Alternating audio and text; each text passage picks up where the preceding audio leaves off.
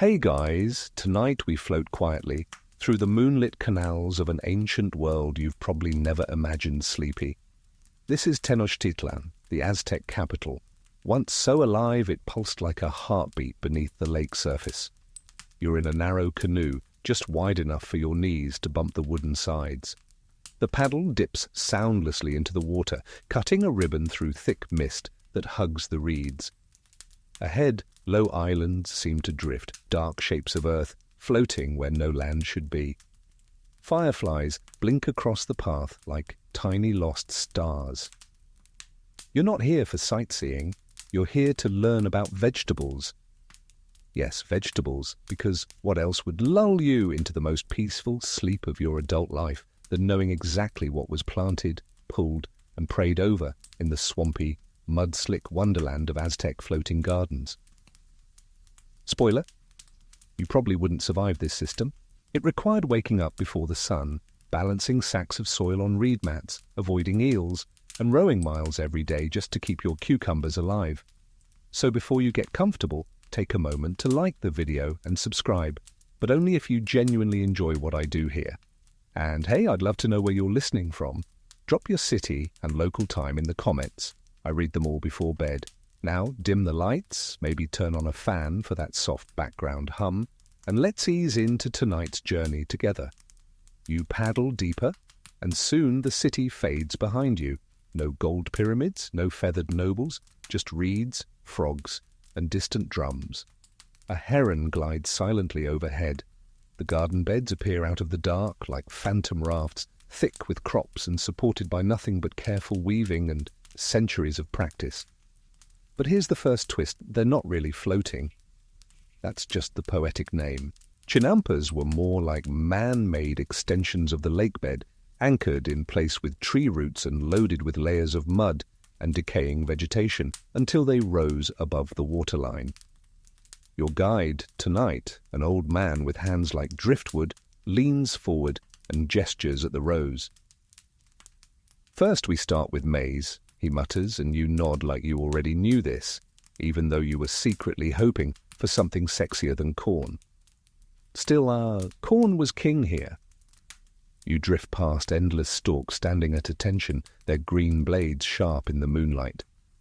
Some are knee-high. Others tower over you, tassels trembling in the breeze.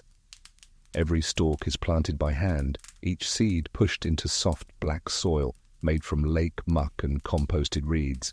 Nothing goes to waste here, not fish guts, not human waste, not even old sandals. You lean over to touch the soil. It's damp and crumbly, rich as chocolate cake. You consider taking a bite. You do not. Corn is more than just food. In the Aztec calendar, it's marked by festivals. It's sung about, sacrificed with, woven into identity. Centeotl, the maize god, got more attention than some emperors. Corn was ground into masa, boiled into atole, fermented into chicha, and sometimes, allegedly, rubbed into wounds as a makeshift bandage. Historians still argue whether that last one actually worked or was just a grandma thing. The old man pulls out a cob, still wrapped in its husk, and cracks it open. Kernels gleam like polished bone, not golden, but pearly and pale in the moonlight. You see blue corn nearby too, shimmering violet and indigo like bruised gemstones. Each color had a purpose. Some for food, some for rituals, some just because the gods liked variety, apparently. As you drift, you spot small bundles tied to sticks marking the start of each crop section, part scarecrow, part schedule. A frog croaks nearby. The old man chuckles. He sings to the corn, he says. That means the rain is close. You squint at the sky, not a cloud in sight. But hey, frog knows best. A warm wind moves across the lake, lifting the scent of damp earth, wet leaves, and something sweet. Maybe a wildflower, maybe just ripe maize ready for harvest. You think about how every row was built not with machines, but with sweat. Men and women in woven tunics, wading through muck, lifting baskets of soil until their backs gave out. Children running messages across slippery logs, a civilization literally built on mud pies and root systems. You spot a canoe gliding toward you in the dark. It carries two boys with torches and a sack between them. They wave, veer off, and vanish into the reeds. The old man tells you they're collecting fireflies for decoration, for divination, or maybe just to impress someone cute at the next canal-side dance. You glance down. A small axolotl blinks at you from the water. Its frilly gills flutter, then it slides away. They're native to this lake and were once both sacred and snack. Crunchy on the outside, chewy on the... Never mind, you're trying to sleep. Somewhere in the distance, a flute plays.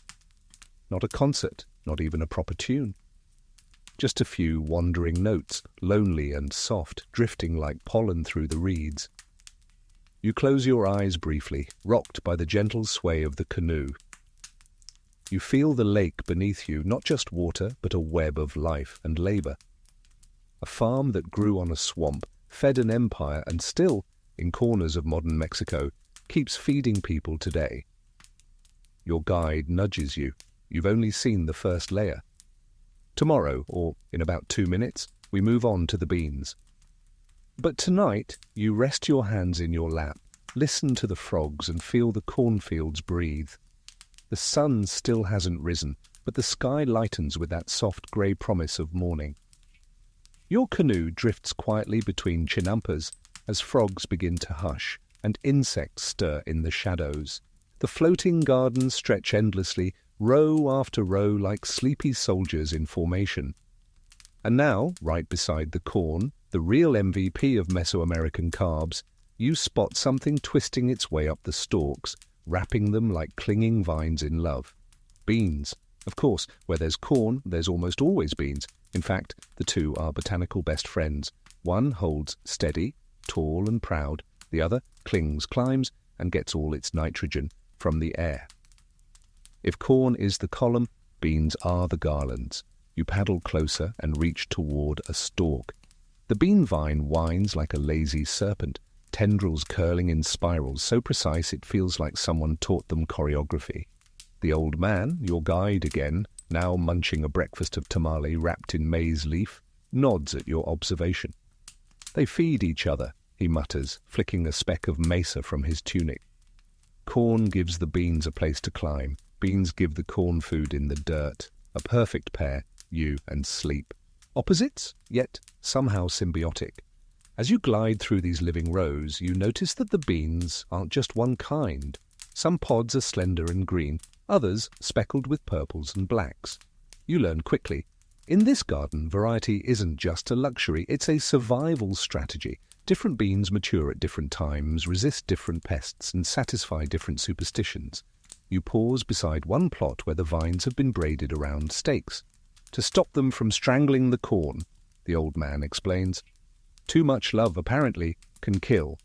Life lesson, May 48, historians still argue whether the exact method of planting the three sisters, corn, beans and squash, originated with the Aztecs or earlier Mesoamerican groups. But by this point in Tenochtitlan's golden age, the system was refined like a good mole recipe. Beans didn't just grow with corn, they depended on it, climbed it, wrapped around it like a sleepy cat around your ankle. And they were everywhere, dried and ground into paste, boiled into stews, mashed and smeared inside tortillas with chili and squash flowers, even fermented into something that, well, no one drinks anymore. But some poor ancestor probably regretted it at least once. You learn that beans were never just food. Some were used in rituals, tied together with string and thrown into the fire for luck. Others were medicine, black beans to ease stomach cramps, red ones to cool the blood. One particularly wrinkled elder once claimed that sleeping with a bean under your tongue could ward off nightmares. Science says otherwise, but still, you're curious. You spot children ahead, hopping barefoot between rows, harvesting the ripest pods before the sun rises too high. Their hands are quick, practiced, and gentle. Each pod is inspected, twisted, and plucked without damaging the vine. You try it yourself and immediately drop 3 into the canal. It's okay. The axolotls probably needed variety. The canoe drifts to a wider channel now where a series of chinampas have been recently replenished. You see fresh mud mounded around the plants, thick and black as brownie batter. The beans here are young, not yet ready, but their leaves glisten with morning dew, fluttering like tiny sails. You lean over and notice something odd. In the dirt, just beside the roots, someone has placed a line of crushed eggshells. "Calcium," the old man explains with a shrug. "Old trick." You're skeptical. Maybe it's just aesthetics, but then again, this place is full of secrets. Farther along, a woman rows past with baskets heaped full of beans. She whistles a tune you don't recognize, something with a rhythm like water, dripping on a tin roof. Her boat is covered with a reed canopy to shield the harvest from the rising sun. She nods politely. Her daughter sleeps at the front of the canoe, curled up next to the basket, head resting on a folded cloak. You sigh. If only beans worked that well as pillows. You're told that during certain festivals, beans were cooked in enormous clay pots, seasoned with wild herbs and chilies, then carried to the temples to feed the gods. Or the priests. Probably both. There are even fragments of song lyrics from the time, old poems praising the softness of the bean heart and the strength of the sky vine. Someone once cried over a lost harvest. Someone else probably wrote a bean-based love letter. The Aztecs were dramatic like that. Just then, your canoe bumps gently against a chinampa edge. The old man stands and stretches, pointing at a patch where the beans have grown a little wild. He lets out a long sigh, half annoyed, half proud. "They do what they want," he grumbles. You nod. Vines are like that. So are dreams. So is sleep. You trail your fingers in the water again. The breeze shifts, bringing with it the smell of chili, roasting somewhere off in the distance. Your stomach growls. You're tempted to ask for another tamale. In the hush of this floating farm, the bean vines sway slightly, leaves rustling with secrets. Each one a whisper of meals past, offerings given, and lives fed. You let your eyes close for a moment. You're not just watching. You're part of this garden now, this soft, green tangle between water and sky. You don't even notice the canoe turning until you hear a soft splash and the words barely audible. Next, we pick the squash. By the time your canoe nudges the next row of chinampas, the sky has shifted from charcoal grey to a sleepy lilac. The first rays of sun spill over the horizon, bouncing gently off the water like melted copper. The reeds wave slowly, as if they're stretching after a long night. And ahead, squash vines begin to glow in the gold light like something sacred. You can smell them before you see them clearly. Earthy, sweet, and a little floral. Not just the fruit, but the blossoms, those big, yellow-orange flowers that look like someone taught sunbeams how to bloom.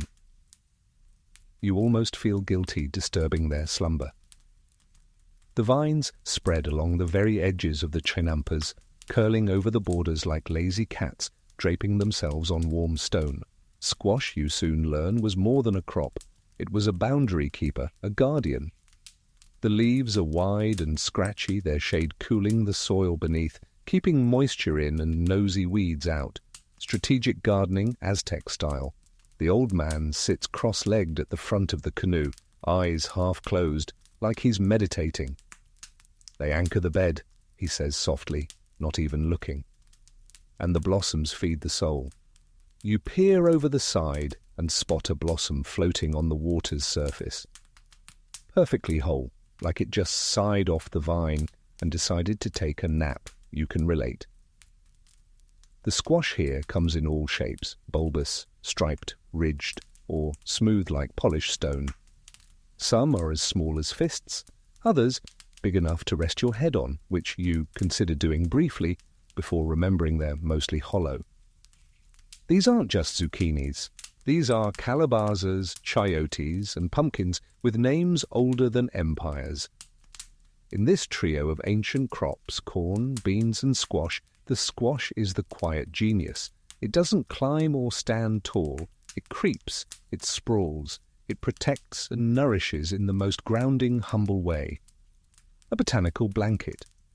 Historians still argue whether the squash vines were deliberately trained to form these shady borders, or if it just happened naturally and farmers wisely said, "Let's roll with it." Either way, the system worked, still works, and there's something deeply comforting about that. You watch as a young girl hops from the edge of one chinampa to another, balancing expertly on narrow beams of packed soil. She carries a shallow bowl of blossoms in one hand and a knife in the other, stopping at each flower, gently twisting and plucking before it wilts. "For soup," the old man says, "and tamales, and for the dead."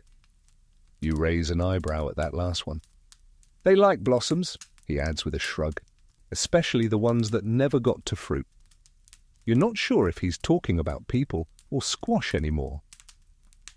As your canoe slips between the rows, you notice several squash plants propped up with old cane poles, an effort to guide their growth, keep the fruit off the damp soil, or maybe just to make harvesting easier. Others are left to tangle freely, their vines thick as rope, the leaves broad enough to fan your face. The texture of the squash skin is mesmerizing. Some are bumpy, like hardened lava.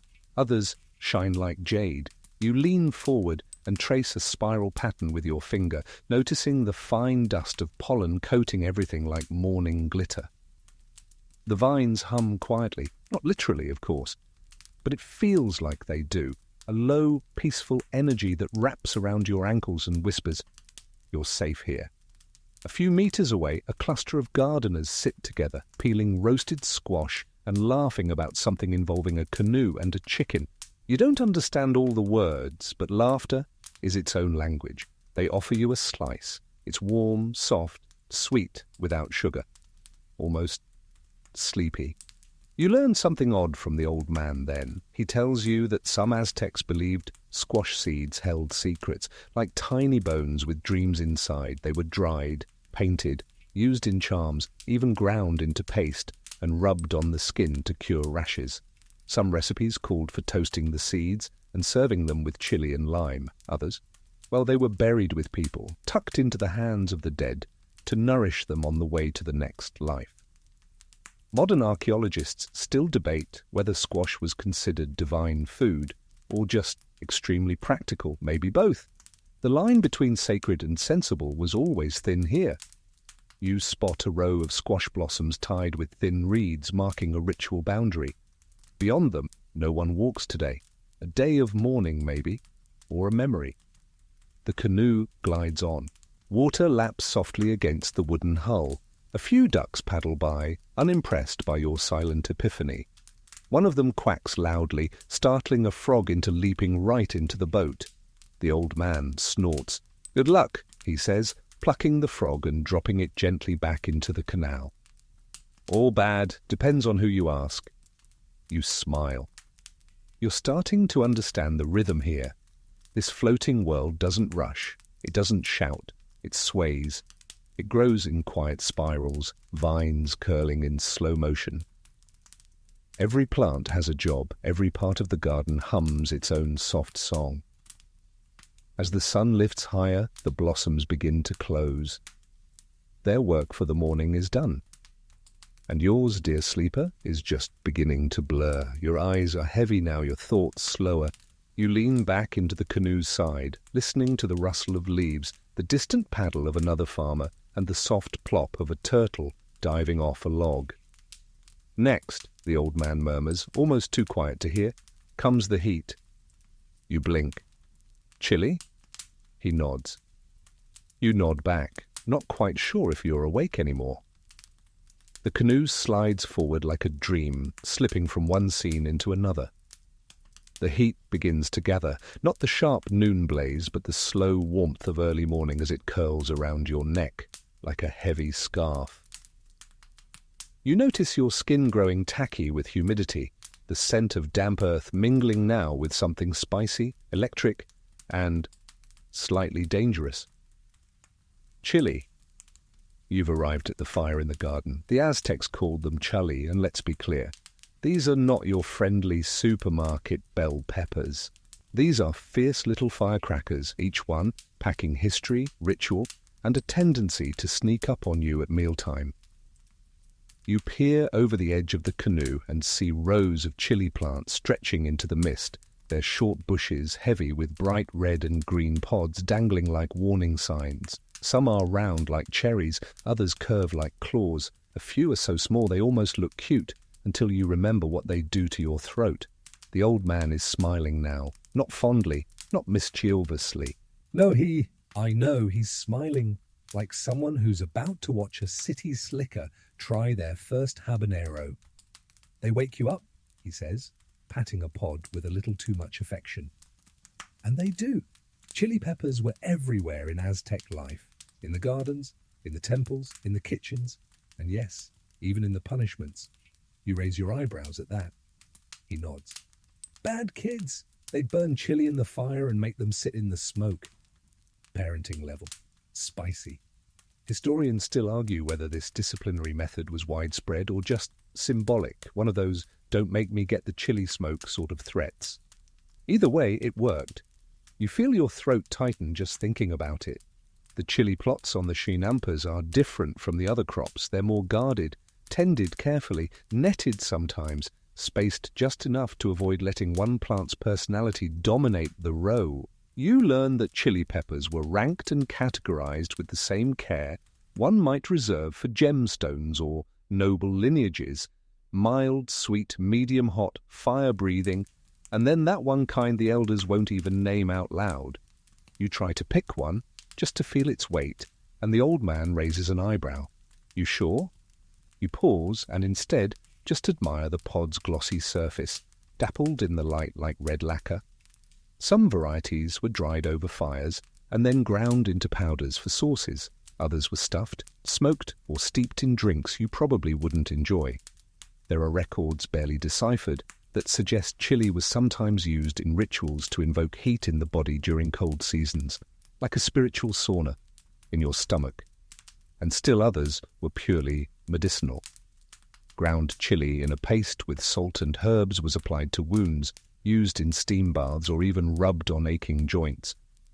It burns, the old man says, but sometimes the pain is the point. You glance at your elbow reflexively. He chuckles. As you glide past a particularly lush row of chili plants, a hummingbird darts out, its wings buzzing like a snare drum. It hovers, then dips toward one of the tiny blossoms nestled beside the pods. The old man watches it carefully. If the hummingbird stays, the harvest will be strong. You wonder if he means today or forever. Either way, the bird zips off, satisfied. Ahead, a group of women are preparing breakfast beside the water's edge. You smell tortillas, black beans, and of course, chili roasting in a clay comal. The smoke curls upward, spicy and sweet. And as it drifts toward you, your nose prickles, your eyes water gently, and suddenly you're very awake. Now you understand, the old man says, watching you squint and blink. You do. You also learn that chili peppers weren't just planted and harvested, they were named, blessed, sung to. Certain varieties were grown only for festivals. Others were used in rituals for the gods of the underworld. Still others were banned from certain temples altogether, either out of respect or because the priests couldn't handle the heat. Some believed chili was once considered so sacred that it had its own guardian spirit. There's a half-forgotten tale about a woman made entirely of chilies, red-skinned, fierce-eyed, protector of seeds. Farmers whispered her name when they sowed the first rows. Or so the story goes. You're beginning to suspect every plant in this floating world has a soul. Maybe even your canoe. The rows shift again, and the chili gives way to herbs. But just before you leave this spicy patch behind, you pass a small shrine, a stone frog painted with red stripes with a few pods tucked at its feet. An offering, a warning, maybe both. The old man reaches into his pouch and pulls out a single dried chili. He presses it into your palm.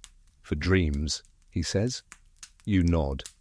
But whether it's for warding off nightmares or inviting spicy visions, you don't ask. You just close your hand around it and feel the warmth of the garden linger in your skin.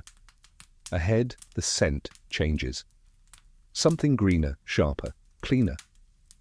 Time for herbs, he whispers. and you float forward, chili burning lightly in your palm, the water cool against your fingers, and the morning still full of secrets. The chilly fields drift away behind you, their lingering warmth like a soft ember tucked in your thoughts. As the canoe glides forward, the sharp scent of herbs rises in the morning air, greener, subtler, and layered with something crisp and ancient. This part of the Chinampas is quieter still, as if even the frogs choose to speak in whispers here. The rows are narrow, flanked by low-growing plants that release their fragrance with every ripple of the breeze. You breathe it in, clean, earthy, faintly minty with hints of bitterness and something peppery. The old man leans forward and plucks a sprig of something feathery and green. "Epazote," he says, holding it up between calloused fingers. "Cleans your stomach, or ruins your stew, depends on how much you use." You sniff it. It smells like someone bottled a thunderstorm and poured it into a spice jar. Herbs, you discover, were the quiet workhorses of Aztec medicine and cooking. Not flashy, not loud, but always nearby, lurking in pouches, brewing in pots, tucked behind ears. Each one a puzzle piece in the complex mosaic of life, death, and dinner. You float past beds of tlalcaquetzal, minty and used to soothe sore throats. There's yautli, used in incense for purification, and chichipatli, something with tiny white flowers that once treated fevers and, allegedly, love sickness. Historians still argue whether these cures were effective or merely poetic, but the old man doesn't seem to care. He plucks another stem and chews it, shrugging.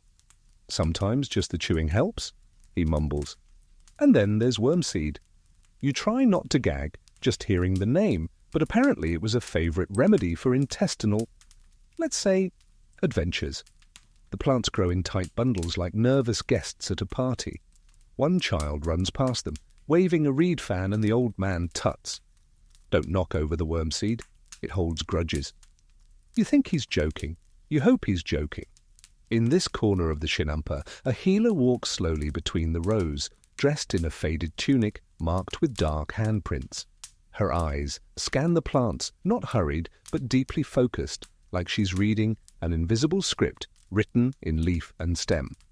A basket at her hip holds a mix of herbs, flowers, and a small clay figurine with obsidian eyes. You learn she's a Tlamatl-Quitisital, a traditional healer, the kind people still whisper about in distant mountain villages. She stops, kneels beside a plant with pale purple flowers, and murmurs a prayer so soft you only catch one word: Kalma. Calm. It fits. The garden here feels like an herbal lullaby. The old man tells you about the ritual baths, temazcales, where herbs were tossed onto hot stones to fill the steam with medicinal power.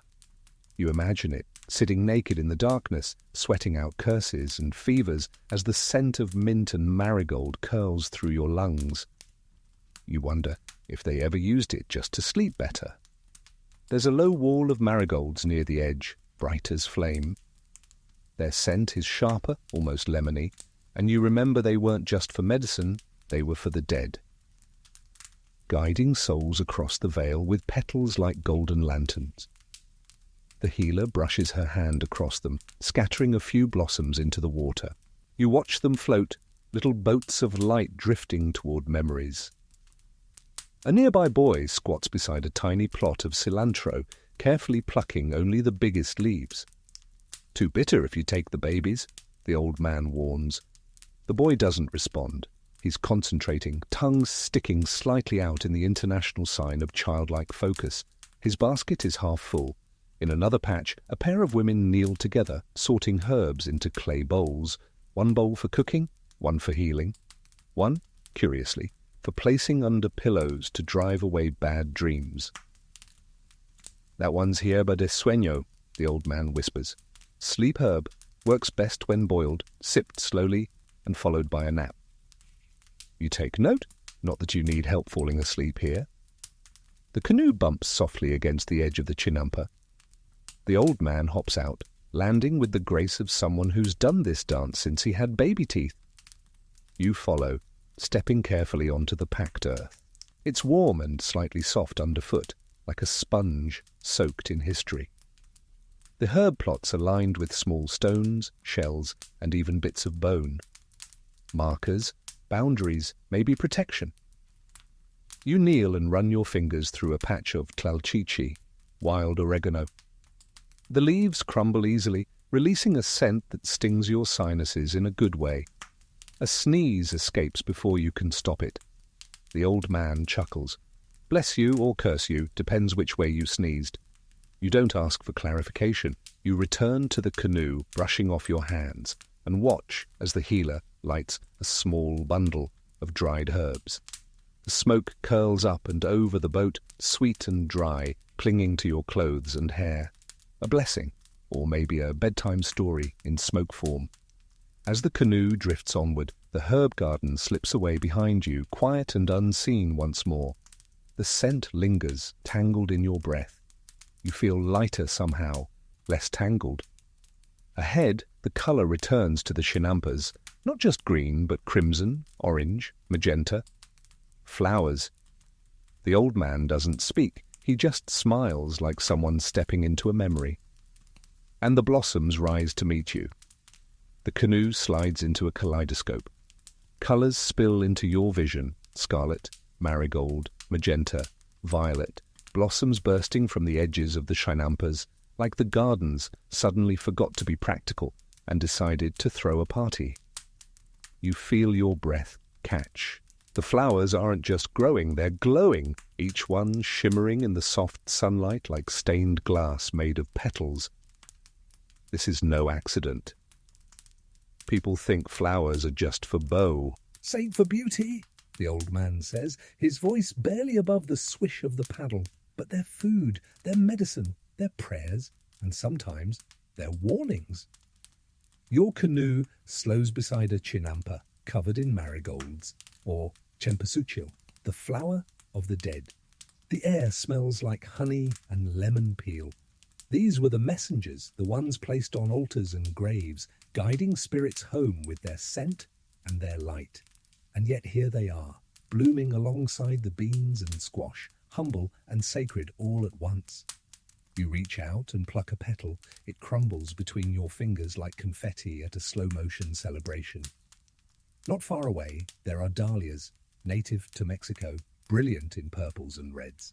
The Aztecs grew them not only for decoration, but for their hollow stems, which were used as natural straws, tubes, even wind instruments for small children. Historians still argue whether the sound was soothing or something closer to a toddler-powered kazoo, but the fact remains, dahlias had range. Then you spot a splash of bright pink, bougainvillea, more recent, but still part of the tangled tapestry. These vines curl upward, reaching across wooden trellises strung between chinampa rows. They're not native to Aztec times, not entirely, but flowers are like stories. They travel, blend, and root where they're loved. The old man reaches down and lifts a shallow basket filled with blossoms, squash flowers, rose petals, marigolds, wild violets. For tamales, he says, pointing at the squash flowers. For baths, nodding at the rose. For love spells, he adds, holding up a small purple bloom that smells like honey dipped in pepper. Your eyebrows raise. He smiles without elaboration. You're learning that nothing on these gardens is purely what it seems. The flowers are soft, yes, but they're also weapons of mood, markers of time, and ingredients in meals where colour is part of the flavour. Nearby, a group of women and 2 boys are weaving long garlands of petals. Not for sale, not for ceremony, but for the sheer act of weaving, a way to pass time, a way to remember names, faces, and smells. One boy starts humming a lullaby, and the tune drifts lazily across the water until it lands in your ears like a breeze in mid-July. You ask whether they eat all these flowers. Most, the old man says. Some only in small bites, others not at all, but even the poisonous ones have a place. He points toward a plot of tolotzin, a stunning bloom with drooping petals and a sticky sap. Makes you sleep, he says, or makes you dream forever. Depends how much. You decide not to touch that one. A hummingbird darts past your face, its wings vibrating in the air like a musical sneeze. It pauses over a patch of trumpet-shaped blossoms before flitting away again. The old man watches it with narrowed eyes. They remember every flower, he mutters. Every single one. Better memory than priests. You lean back in the canoe as it drifts into another patch, this time filled with tlapali, a rare bloom used for dyes. Its petals leave red stains on the fingers, good for war paint, for fabric, or for scaring siblings with mock blood. Children here would crush the petals between stones, adding just enough water to make art, or trouble. And then, without warning, a breeze picks up, and thousands of blossoms shiver in unison. It sounds like applause, soft and polite. You close your eyes just for a moment, letting the sun warm your eyelids and the scent of flowers wrap around you like a well-loved quilt. Somewhere in the distance, a flute plays again. A different tune this time.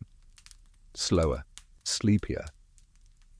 People always think we grew corn and beans, the old man says, breaking the silence.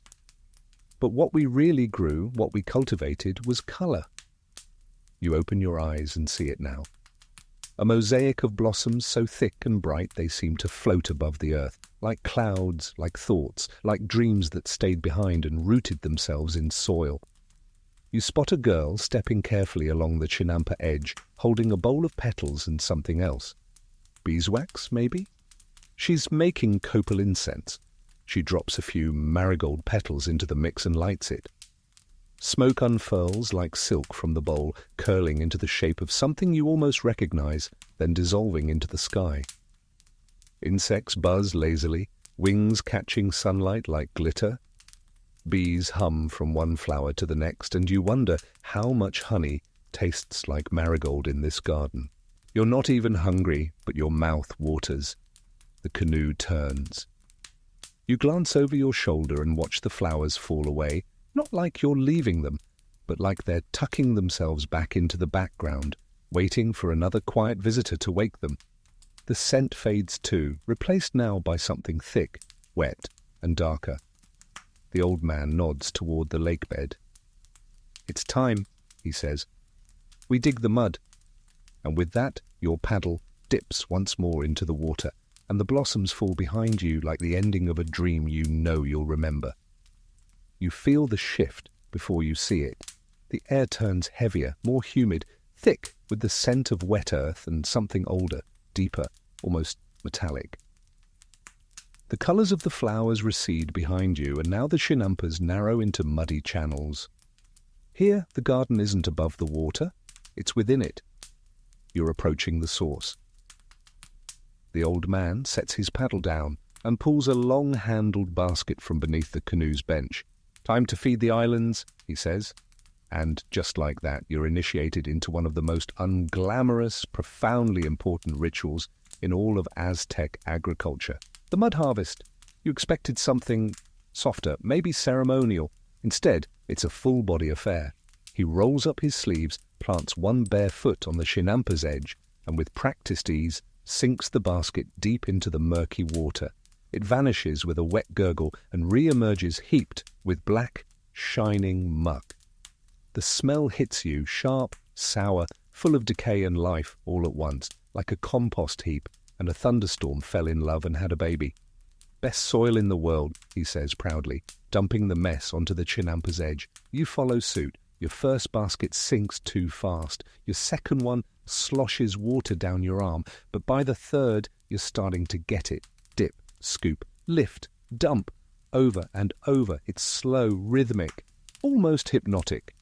The soil you're pulling up, tlali, is rich with nutrients from decomposed plants, lake silt, fish bones, and probably more than a few lost earrings.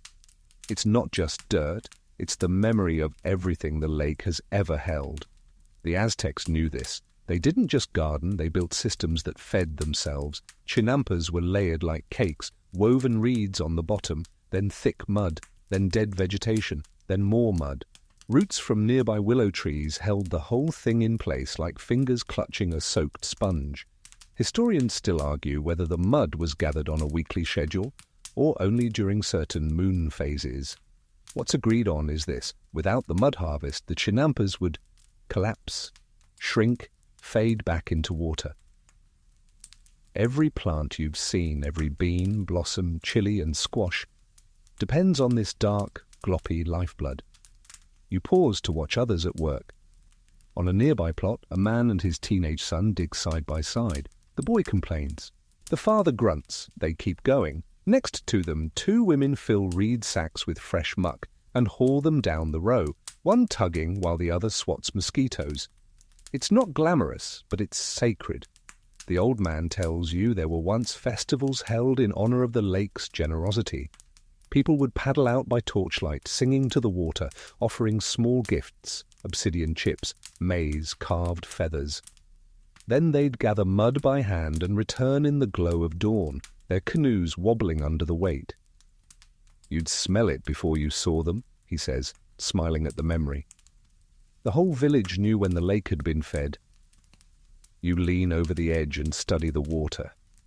It's not as still as you thought. Beneath the surface, tiny bubbles rise and burst silently. In the distance, a group of children paddle out with miniature baskets, reenacting the harvest for fun. Their laughter rings through the mist like bells wrapped in wool. Someone nearby yells and holds up a frog nearly the size of a mango. Everyone cheers. The frog looks unimpressed. "Frogs mean the mud's ready," the old man says. "No frogs, no fertility." You wonder what happens if the frogs decide to take a day off.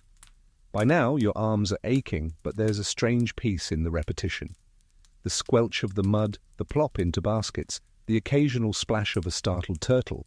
It's like the lake is singing a song in slow, sticky beats.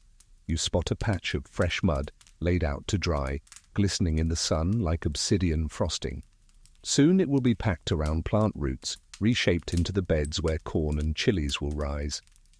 You've always thought of soil as background. Here, it's the protagonist. The old man sits back, wipes his forehead, and says, "The lake gives what it remembers." You look down at your hands, black with muck, nails lined with silt. You've become part of that memory now. Nearby, someone lights a small fire on a stone platform. They throw a pinch of dried herbs into the flame. Smoke rises, not for cooking, for gratitude, and for mosquitoes. A woman walks by with a shallow dish, placing small bundles of lakeweed at each chinampa corner. Fertilizer, or protection, maybe both. You glance skyward. Clouds are gathering, low, white, heavy. The breeze picks up, and the reeds begin to hiss softly, like they're discussing you behind your back. "Rain's coming," says the old man. "We've got time for one more row." You nod and dig your basket in again. The water, dark and ancient, accepts the motion without complaint. The clouds roll in gently like a blanket being pulled over the city. The city. You feel the breeze cool slightly, bringing with it a tingle of expectation. But for now, the rain holds back, as if the sky itself is pausing to watch you work. You rest the basket on your knees, arms aching, hands fragrant with lakebed history. The mud clings to your fingers even after you rinse them in the canal, as if it knows you're not just visiting, you've become part of the ritual. Now you drift again, leaving the heavy scooping behind, sliding through narrow waterways bordered by reeds and sleeping birds. The old man sits silently for a moment, then murmurs, "See those eyes?" You squint. There, just above the surface, a pair of glistening orbs blink once, then vanish, then another, then more. Ripples spread in lazy circles, and just like that you realize you're being watched by creatures, small ones, some edible, some helpful, some extremely bitey. Welcome to the canal's underbelly. You're entering the realm of allies and opportunists. Here, amidst the floating beds, live the unofficial guardians and freeloaders of the chinampas. Frogs, turtles, fish, birds, and the ever-endearing, ever-weird axolotls, those aquatic salamanders that look like confused emojis with legs. Axolotls were once revered, symbolizing transformation and rebirth. You spot one beneath the surface, gills fanning like underwater feathers, tail curling lazily as it watches your boat drift overhead. In some tales, they were gods who chose never to grow up, refusing metamorphosis like spiritual Peter Pans. And yes, the Aztecs ate them, quite a lot, roasted, stewed or dried, a sacred meal with a side of awkward guilt, probably. Frogs croak in surround sound, punctuating the calm. They're not just background noise, they were also pest control, rain predictors, and nighttime lullabies. Their presence meant the water was clean enough for life to thrive. A frogless chinampa was cause for concern. It meant the balance was slipping. You pass a fisherman now, barefoot, patient, perched on the edge of a chinampa with a handmade net stretched between two poles. His daughter sits beside him, pointing at ripples and whispering predictions. A heron stands motionless nearby, long legs half submerged, neck curved like a harp. The old man gestures toward the bird. "Good omen," he says, "unless it's 3 herons. Then it's a flood." He pauses. "Or a wedding, depends who you ask." Historians still argue whether these omens had codified meaning or were just beautiful excuses to be superstitious around lunch. But it doesn't really matter. Out here, everything has a story, a rhythm, a role. You drift near a patch of wild lakeweed, and the old man scoops a handful. Slimy, stringy, surprisingly nutritious. It's used to feed animals, fertilize the chinampas, or, if you're desperate, flavored with chili and tossed into a pot. "Soup of the poor," he says, wrinkling his nose. Or soup of the practical, depends what's in your pantry. The canals hum with life, not just the planted kind. Insects buzz low over the surface, dragonflies zip in precise zigzags, and tiny fish dart away as your canoe passes. These aren't just decorative touches, they're part of the ecosystem. The frogs eat the bugs, the birds eat the frogs, the people eat the birds, and occasionally the cycle reverses in weird festival recipes best not described before bedtime. You spot a boy fishing with a hollow reed. He lowers it into the water, waits, then lifts a tiny, wriggling fish out like a magician pulling a rabbit from a top hat. He grins and drops it into a clay pot filled with lake water. A future snack or a lucky charm? Hard to say. Then out of nowhere, a loud splash. You flinch. The canoe rocks slightly. Ripples race across the surface. "Dogfish," the old man mutters, eyes narrowing. "Nasty teeth. Good stew." He doesn't offer more, and you don't ask. You keep your hands firmly inside the boat. Not everything in these waters was welcomed. There were pests, too, invasive insects, plant-choking algae, and, occasionally, something called a swamp ghost. But that's another story, and one you'll only hear if the rain keeps you here past dusk. In the center of one wide canal, a raft floats by, piled high with reeds. 2 women paddle slowly, their cargo swaying. The reeds will be used to patch baskets, line planting beds, and weave new roofs, but some will be tied into charms, tiny reed dolls hung in trees to scare off thieves and crows. Yes, even crows need a reason to behave. As your boat turns again, you see a man hunched beside a small cage, floating just above the water. Inside, a curious bundle of feathers and feet, ducks. Raised on the water, they help clear pests and fertilize the beds. Every so often, one waddles free and joins the canal party, quacking indignantly until someone herds it back. The old man nods at the scene. "Even animals have jobs here," he says. "You're lazy? You get eaten, you're useful, you get named." You laugh, then fall quiet. The truth settles around you like the mist returning to the canals. This entire ecosystem is a conversation between plant and water, between frog and flower, between farmer and fish. Every part has a voice, even the ones that croak, buzz, or bite. You trail your fingers in the water, gently, respectfully, and the coolness wraps around your skin like silk. Something brushes against your hand and slips away. You choose not to look. Ahead, the breeze shifts again, bringing with it a strange, familiar tang, something pungent, something earthy, something human? The old man raises his eyebrows. Next, he says. "We fertilize." You stare at him. He nods, and the canoe glides on toward the inevitable. The scent hits you before the reality does. It's not overwhelming yet.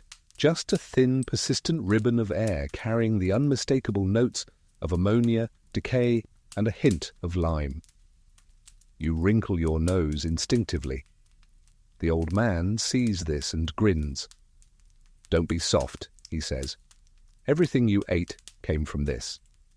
You are now entering the least glamorous, most absolutely vital part of the Aztec Chinampa system, fertilizer. Specifically, night soil. And yes, that's exactly what it sounds like. Human waste, the old man clarifies helpfully, with a little something extra.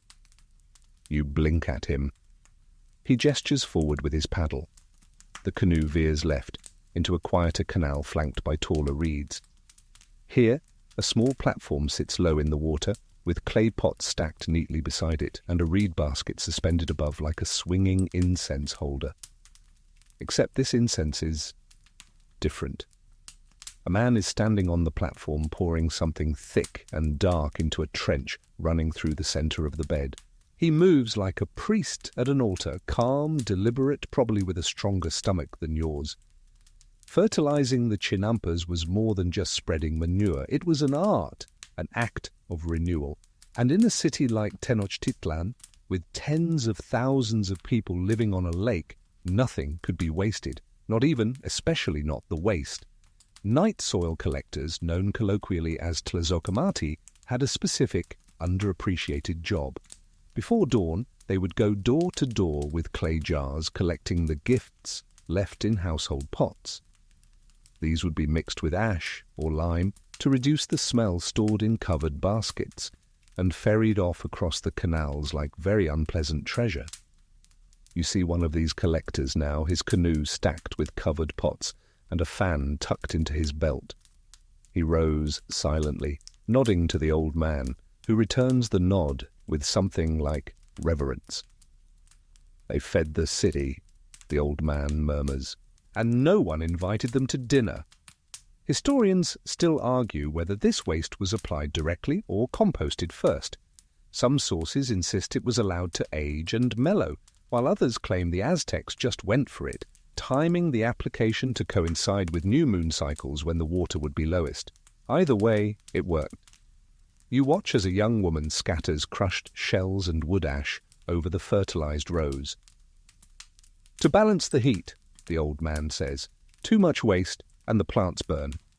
He says this like it's a bedtime story, which, given the theme tonight, feels on brand. You begin to notice the markers. Little reed bundles and coloured stones that signify a recently treated row. No one walks here for at least 2 days. Not because it's dangerous, just unpleasant.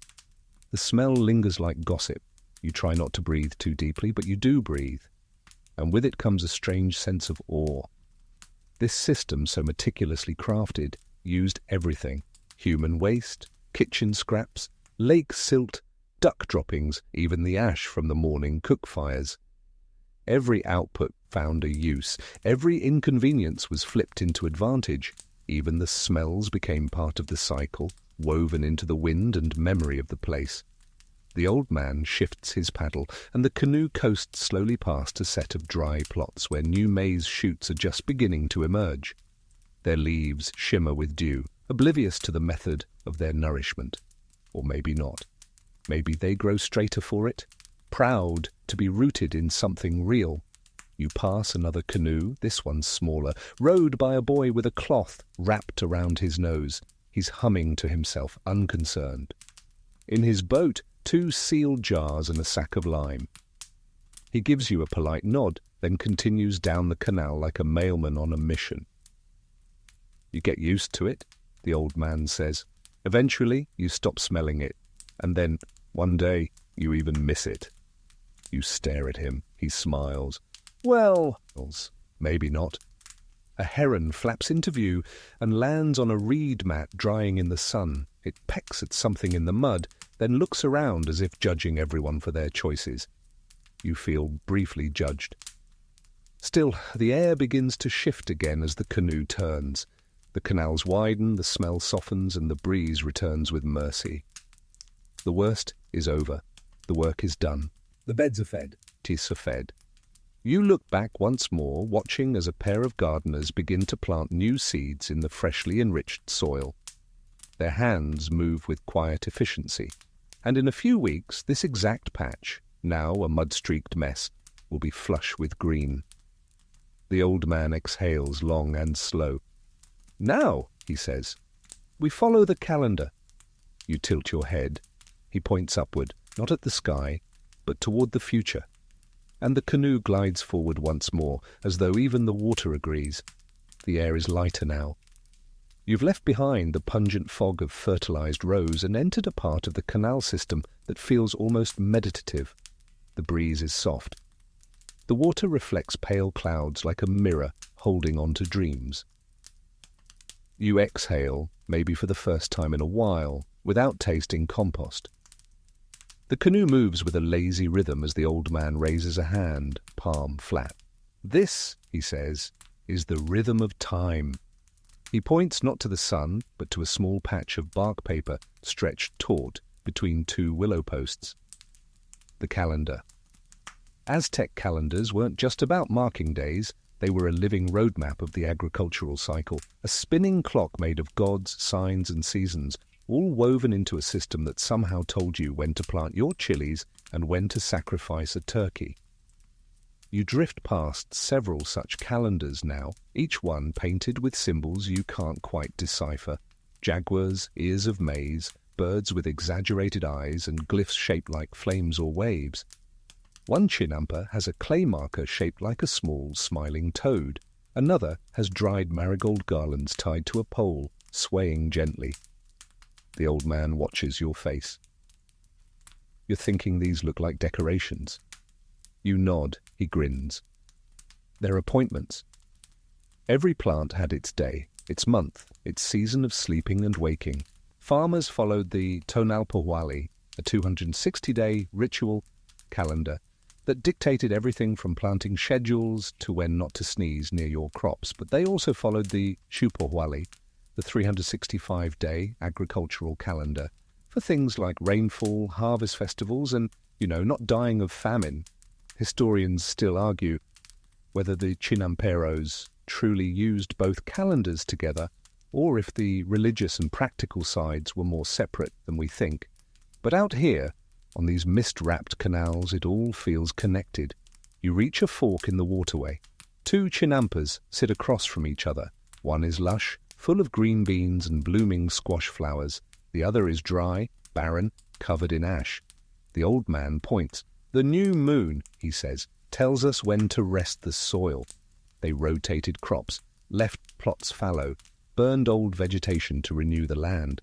But they didn't do this randomly. The calendars told them. A day of wind might be perfect for planting beans, while a day of flint might suggest waiting. And if 2 days clashed, say rabbit followed by jaguar, best to stay home and not tempt the spirits. Some farmers wore pendants shaped like their planting sign. Others whispered their crops' names to the soil on certain days, believing it would grow faster if spoken to kindly at the right hour. A heron flies overhead, casting a long, flapping shadow. You glance at the sky, a soft grey now, barely touched by sun. Time feels slippery here, like you've stepped out of the ticking world and into a place measured by corn tassels and frog songs. The old man pulls from a reed basket a small stack of folded bark paper sheets. He unfolds one with surprising gentleness. Tiny symbols fill the surface, painted in red, black, and ochre. A calendar, personal and hand-painted. His family's. You peer closer. It looks like a game board if the game were played by moonlight and supervised by a jealous maize god. He taps one of the squares. "That's today," he says. "Day of water. Good for lettuce, bad for lovers." You smile. The calendar, it seems, is full of such dualities. You pass another gardener seated beside his bed, whispering softly to the soil. Not prayer, more like weather reports or gentle gossip. He wears a bracelet carved from obsidian beads, each etched with a tiny glyph. You don't know what they say, but they feel important. You realize that everything in this garden world runs on rhythms invisible to most outsiders. A planting isn't just digging, it's a performance, a coordination of soil, sky, sun, and symbol. It's a language written in roots and rainfall. Even the tools reflect the calendar. On certain days, obsidian blades are favored over wooden ones. On others, bare hands are considered more honest, especially when placing the first seed. And during mnemontemy, the 5 empty days at the end of the year, no one plants anything, not even weeds. The chinampas rest, and so do the people, suspended in time. You wonder what it would feel like to live that way, to let planting schedules determine your sleep, to listen to frogs instead of alarms, to measure success not by harvest volume, but by how closely you matched your maize with the moon. A gentle drizzle begins to fall, not enough to soak, just enough to make the reeds shimmer and the water taste like sky. You look up.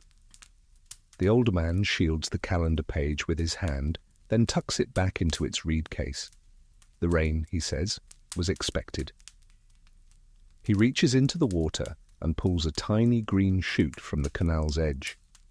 This, he says, was planted 6 days ago, on day of flower. You'll taste it next month. You cradle the little shoot in your hand for a moment, feeling the softness of its root, the moisture of its tiny leaves, a baby lettuce, or maybe wild cilantro. You're not sure, but it feels like the future. The canoe rocks slightly as a gust passes. You hold on to the edge and glance ahead. More markers appear, stones shaped like turtles, strings of beads, even a row of maize husks strung like prayer flags. Come, the old man says. You haven't met the man who sings to his chilies yet. You don't argue, you just drift forward, the calendar humming quietly behind you. The drizzle fades into a hush, as though the clouds have decided to nap mid-sentence. The air smells of wet bark, green leaves, and a faint trace of smoke. Somewhere nearby a fire has been lit, not for cooking, but for signalling, or possibly for singing.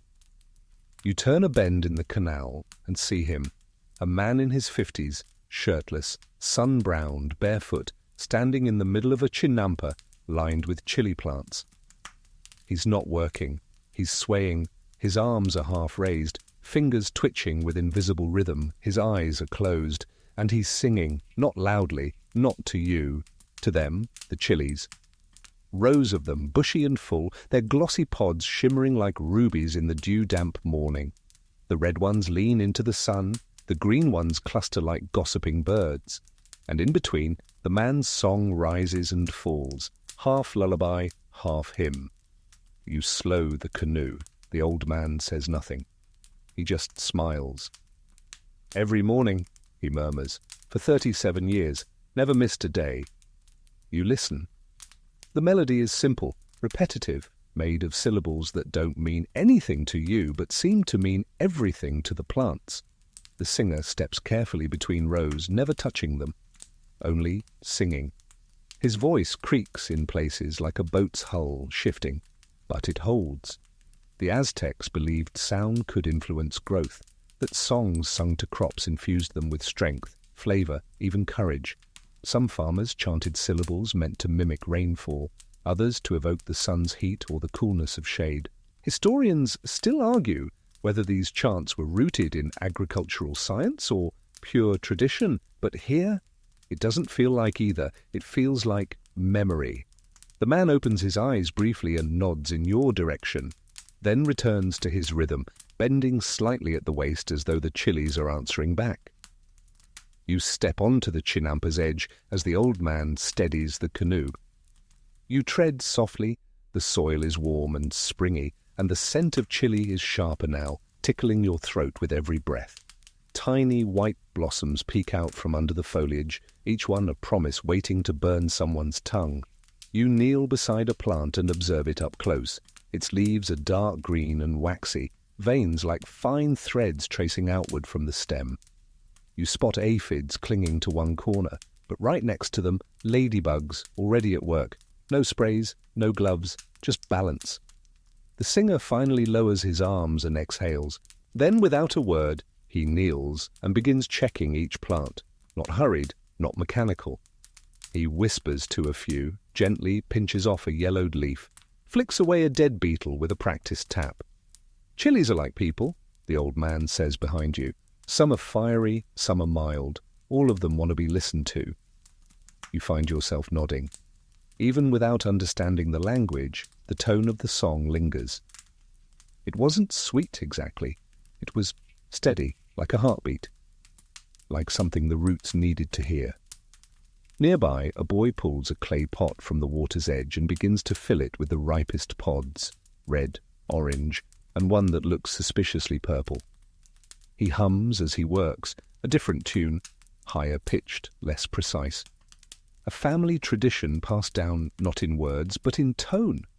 You learn that chilies weren't just grown, they were raised like children, pruned, trained, spoken to. The soil they needed was rich, but not too wet.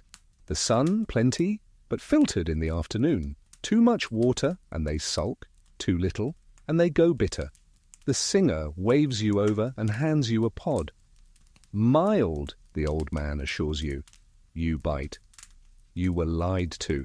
It hits your tongue like a match to dry grass. Your eyes water instantly. The singer bursts into laughter, his first sound outside of music. He claps you on the back hard enough to send your hat askew. You cough, grin, and consider forgiving him. They say chilies carry stories in their heat. Some bites remind you of heartbreak. Others of festivals. This one?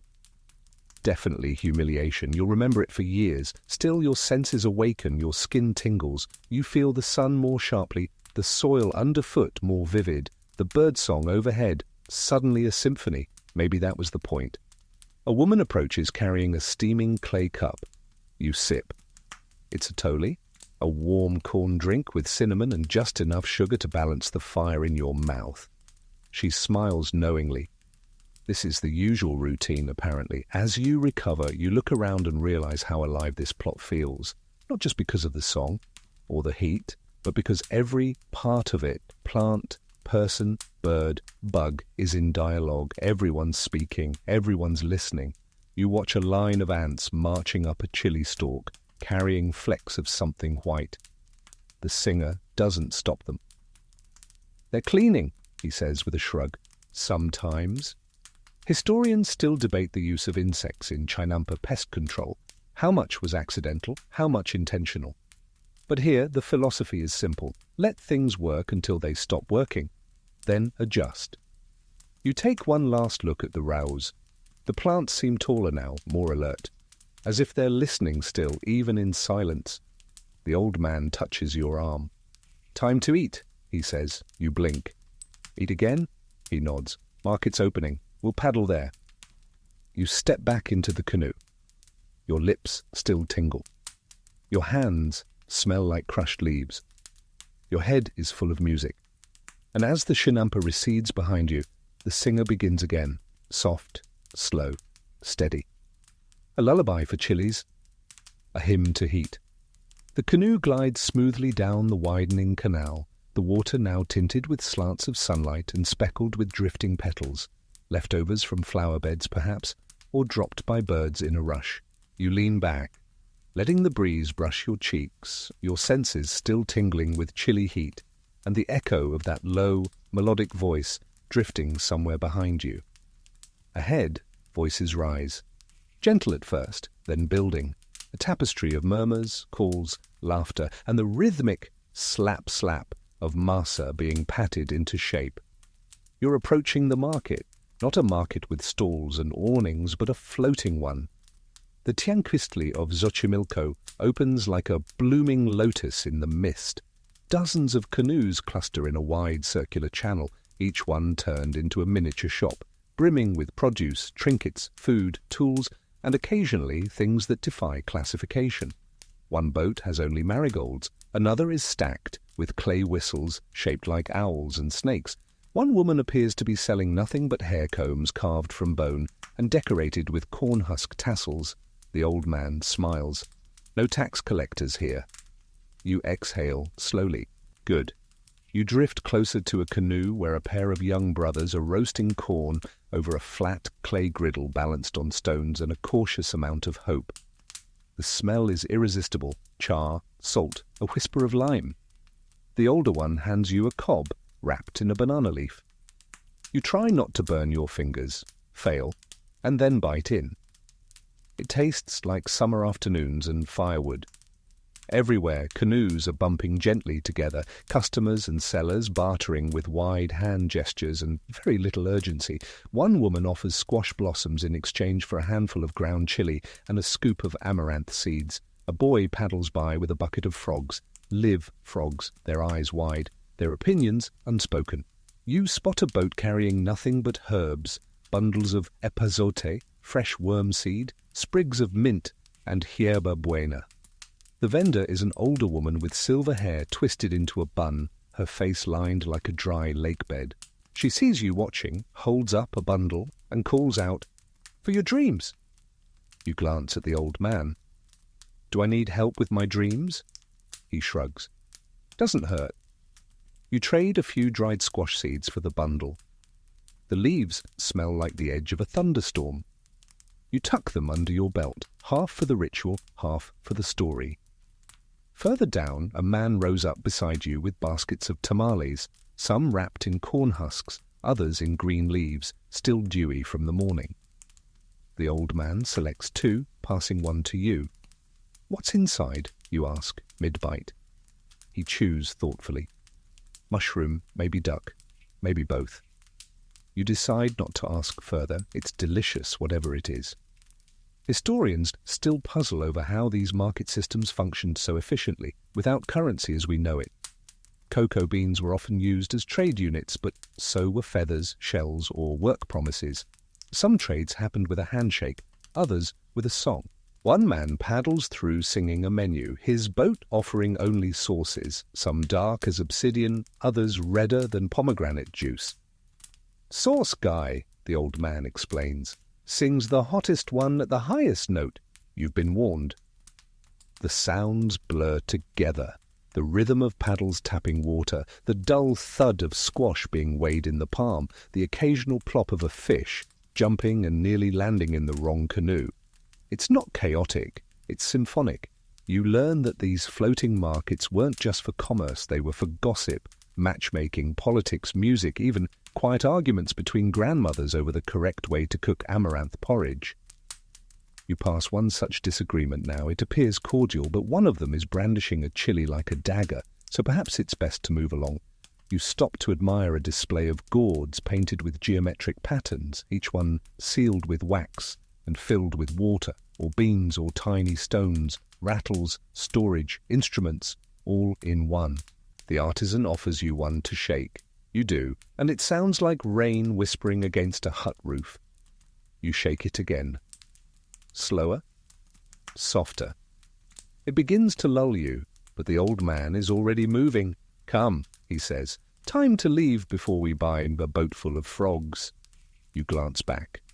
The frog seller waves hopefully. You do not wave back. As the canoe pushes off from the cluster, you look over your shoulder one last time. The market is still pulsing gently, boats bobbing, voices mingling.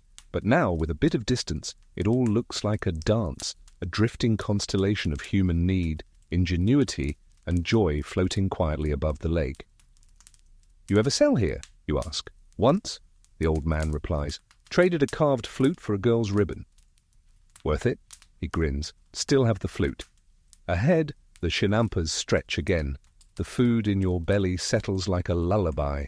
The paddle dips once, twice, cutting through a lily-covered path, and now you feel the water shift beneath you again. Not wide, not deep, just different, because sometimes things go missing in the night. The old man leans close. "Tonight," he whispers, "someone stole the mud." The sun is high now, filtered through thin clouds and scattered reeds, but the mood on the canal turns alert, not panicked, not loud, just sharper around the edges like a knife someone forgot they were holding. You notice it first in the stillness of the herons, no longer poking at the mud for frogs, but standing stock straight, heads tilted. Then in the way the breeze carries only the sound of paddles, no laughter, no singing. Then the old man speaks. They took it again. Your canoe drifts up to a small chinampa, where a woman stands, arms crossed, face hard. Beside her, a man digs his foot into the earth, lifts it, shakes his head. His heel leaves a crater. The soil is soft, too soft. Someone stripped it. The mud is gone. Or, more accurately, stolen. You blink. People steal mud? Oh yes, the old man says, tapping the side of his nose. Rich mud, fed for seasons, full of lake muck, compost, night soil, prime stuff. You let it sit too long without watching it, someone floats over by night and takes a layer for their own plot. You're stunned. All this effort, basket hauling, muck digging, frog blessing, and someone just scoops it up in the dark. The old man leans on his paddle. Welcome to the Chinampa Wars. That might be an exaggeration, but not much of one.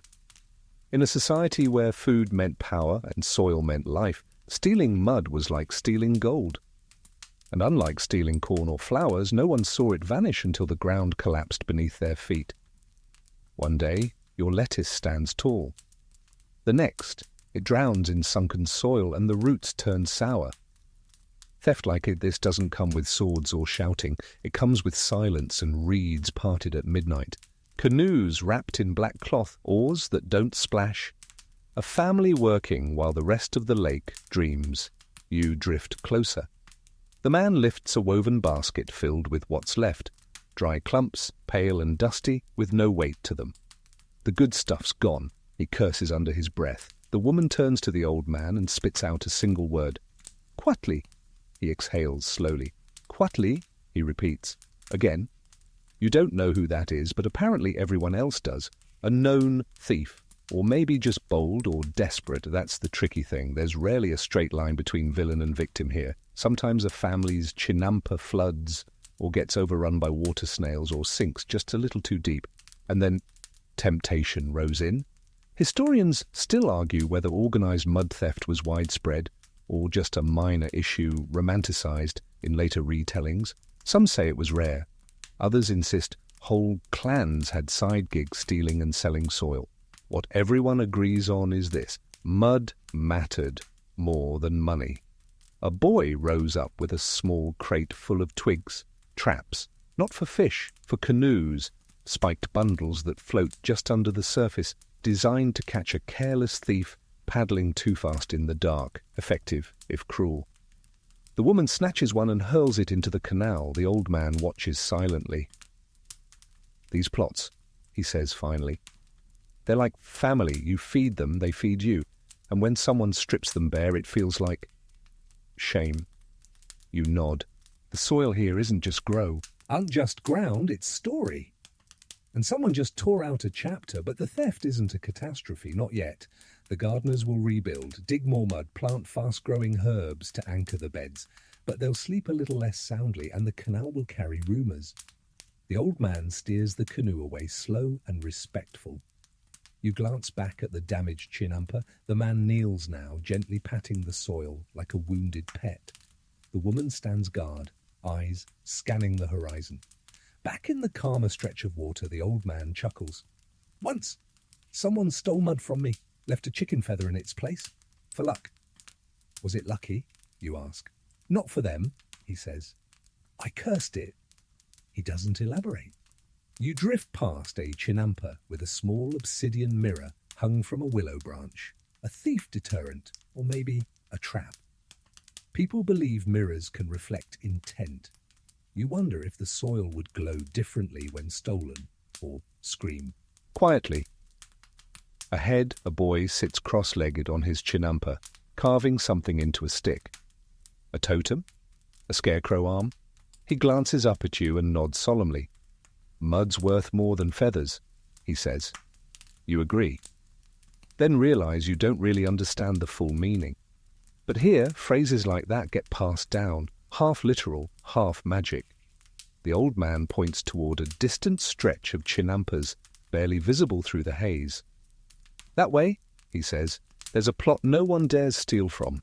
Not because of traps, because of what happened the last time someone tried.